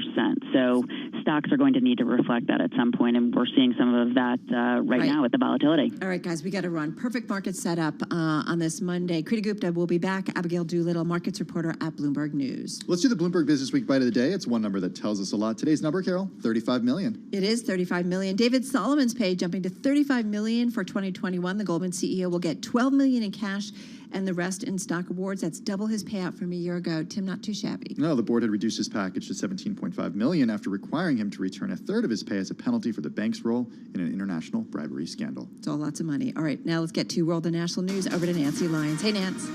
Thanks, Carol. The UN Security Council today has been discussing Russia's encroachment on Ukraine's border, with the U.S. ambassador to the UN, Linda Thomas-Greenfield, saying it is an issue of peace and security. Imagine how uncomfortable you would be if you had 100,000 troops sitting on your border in the way that these troops are sitting on the border with Ukraine. But the Russian ambassador to the UN, Vasily Nebenzia, refuted Thomas Greenfield's concerns. He speaks through an interpreter. We fully understand that the desire of our American colleagues to whip up hysterics. The UN debate is happening as the U.S. and European Union finalize a package of potential Russian sanctions. Lawmakers are back in Washington today with less than 3 weeks until the February 18th government funding deadline and no agreement on a spending bill. A short stopgap measure may be necessary again, even as negotiators are starting to make some progress, but there's still no agreement on even the most basic parameters of a spending bill. Appropriators still hope to pass a spending package before the February 18th deadline. They do need an agreement on some high-level issues, like how to approach policy riders and top-line figures for defense and non-defense spending. And if they don't make that deadline, President Biden's State of the Union speech on March 1st could be a motivator. In Washington, I'm Amy Morris, Bloomberg Radio. 2 of the 3 white men convicted of murder in the shooting death of Ahmaud Arbery, a black man who was running through their Georgia neighborhood, have reached plea agreements in the federal hate crimes case against them. They already face life in prison after being convicted in state court. Global news 24 hours a day on air and on Bloomberg Quick Take, powered by more than 2,700 journalists and analysts in more than 120 countries. All right, Nance, thank you so much. Carol Masser, along with Tim Stenovic. We're both a little cranky. Yeah, we are. Is it fair to say that? I'm really cranky, yeah. Carol, you can't hear it in your voice, okay? Sometimes I'm good at that. Sometimes I'm not. Hey, you get the real stuff with us, okay? You do. Folks, how are you feeling on this Monday? I love the snow. Tweeted out a lot of pictures. Love seeing the dogs. Yeah, day 3 of snow, though, is kind of tough, right? It's great. Navigating the subways and... Hey, we're talking a lot about labor on today's show from a lot of different perspectives. This story caught my eye earlier about Starbucks staff unionization efforts spreading now, Carol, to 50 different U.S. stores. Yeah, it's interesting. So increasingly, this is now, and what's funny is it relates to another story, or it's interesting as a backdrop between what we're seeing in terms of unionization in the public sector versus private sector. In the private sector, it has come way down, but not when it's something like Starbucks. Like they're pushing for it. Yeah, exactly. Starbucks employees are now petitioning to unionize at around 50 stores across the U.S., rapidly expanding the reach of a campaign that last month established the sole unionized foothold among the chain's thousands of corporate-run U.S. sites. So let's keep this in context. I hope I said stores and not 50 states, 50 U.S. stores. It's okay. It's a tiny number. Compared to how many stores exist in the U.S. for Starbucks. Yeah, and I guess that's the perspective. It does say, though, simultaneous unionization pushes at 50 to 100 stores would be harder for Starbucks corporate to effectively campaign against. This is coming from a University of California at Santa Barbara historian. When and if that happens, it would be much more difficult for Starbucks and its anti-union law firms to scurry about the country suppressing these insurrections. Again, this is from Nelson Lichtenstein saying last month over at University of California at Santa Barbara. I mean, the point is 50 is maybe the beginning of a magic number, right? Yeah. In terms of the force that workers could have in terms of fighting corporate. It's interesting to see, and we'll talk about this with Peter S. Goodman later, the author of Davos Man, because he talks a lot about labor in his book and the declining role that labor unions have had in the United States, especially since the 1980s. Yeah, it's been interesting to see, and we've often talked about this, that you have seen the unionized workers certainly on the decline. Anyway, a couple of stories, maybe we'll mention the other one later.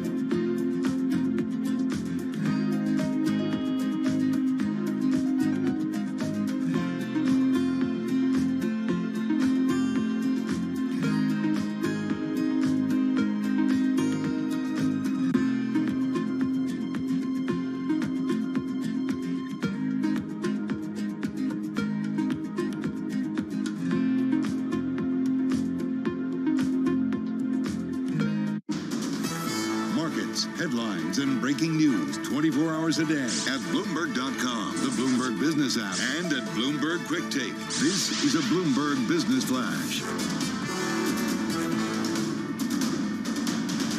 From Bloomberg World Headquarters, I'm Charlie Pellet. We've got the Dow, the S&P, NASDAQ all advancing. Tech stocks gaining as traders brace for volatility. The S&P up now by 61, a gain of 1.4%. NASDAQ up 358. That is an advance of 2.61%. But on this final trading day of the month of January, NASDAQ does remain lower on the month by 9.7%. The NASDAQ 100 index up 2.5% right now. S&P up 62. That is a gain of 1.4%. The Dow up 269, up by 0.8%. 10-year yield right now 1.77%. Key takeaway: stocks right now best level of the day. Spot gold up 0.4, $17.98 the ounce, while West Texas Intermediate crude is up 1.5%, $88.12 a barrel. Bitcoin up 2.5%, $38,688. Equities are advancing. Dip buyers are emerging after last week's central bank jitters and volatility during the corporate earnings season. Speaking of earnings, among the names coming up after the closing bell today, Cirrus Logic, CRUS on the ticker. It is up right now by 2.8%. Briefly, Tesla surging, up by 10%. I'm Charlie Pellet. That is a Bloomberg Business Flash. It is indeed. Charlie, thank you so much. Well, this story popped up on certainly my radar this morning as I was reading in. It's among our most read on the Bloomberg, Tim, about the knowledge workers that are a bigger threat to the survival of capitalism. It's a subject of a Bloomberg opinion column that's just out. That columnist, Adrian Woolridge, Bloomberg global business columnist for Bloomberg Opinion. He joins us on the phone from London. Adrian, let's talk a little bit about definitions before we get to the prediction here in what you're writing about. Workers by brain versus workers by hand. Who is that in modern times? Sure. Workers by hand are sort of traditional blue-collar workers who do things with their hands. Workers by brain are office workers, people who sit and manipulate symbols, sit in front of computer screens, and particularly people who do very complicated operations, people who are highly educated. Okay, so why is it, all right, so let's dig a little bit deeper into when we talk about knowledge workers, and your column gets into the threat that they may bring to capitalism. Tell us about your thinking here, your reasoning, and why we should all be paying attention to this. Sure. Well, Karl Marx said that capitalism would be destroyed by the working class, by blue-collar workers, by proletarians. He said they would be the grave diggers of capitalism. And clearly that didn't happen. Insofar as you had revolutions against capitalism, there were revolutions in very backward countries. And the working class in general has been pretty conservative in the sense that what it really wants is better standards of living rather than to overturn the system. And I think I'm seeing something very different from today's knowledge workers. They go to universities, which are very left-wing institutions these days. They absorb in those universities a whole series of values which are very critical of commercial society, very critical of capitalism. And if you do surveys of the most left-wing groups in society, in modern society, they are almost always the most educated groups in society. So what are some examples of the way that these knowledge workers then are taking what they learn in college and actually putting that into practice when they join the private sector? Well, I would point to the New York Times, which is a newspaper which is now dominated by highly educated people who went to Ivy League universities, and which is very liberal and very critical of a lot of the fundamental building blocks of capitalist civilization. I would say most importantly, the notion of meritocracy, that people should be judged on their merits, promoted on their merits, and that America is an opportunity society which allows people to get where they get because they work hard and because they have ability. All of those things are very, very highly questioned in the New York Times, but also in the publishing industry more generally. Well, it is interesting, too, and I can't say, I often have on conversations with younger members of my family, nieces in particular, who are so anti-capitalism. And so talk to us about these knowledge workers and why you think they are a threat to capitalism specifically. How might this play out, or how is it already playing out? Well, I think it is already playing out in that people are putting much more emphasis on their values rather than on the logic of business. So if something offends against their values, we call them values, they are going for their values rather than business. You can see that in the publishing industry all over the place. You've had publishers trying to cancel people like J.K. Rowling, one of the great money spinners of the publishing industry. And although they haven't succeeded there, I think they are choosing younger writers on the basis of their ideology, much more than on the basis of their commercial promise. You can see it in Hollywood, where a lot of films now seem to be more keen on preaching to the audience than they are in entertaining them. I just watched Don't Look Up over the weekend, well, although I think it was a very strong... bad film, I think. But Okay. that is, a bad film that never seemed to end. It seemed to go on and on and on because it always wanted to make another exercise in preaching. Hey, Adrian. And I think one of the reasons why, let's say, Rupert Murdoch has been so successful, he's an insurgent. He came from Australia.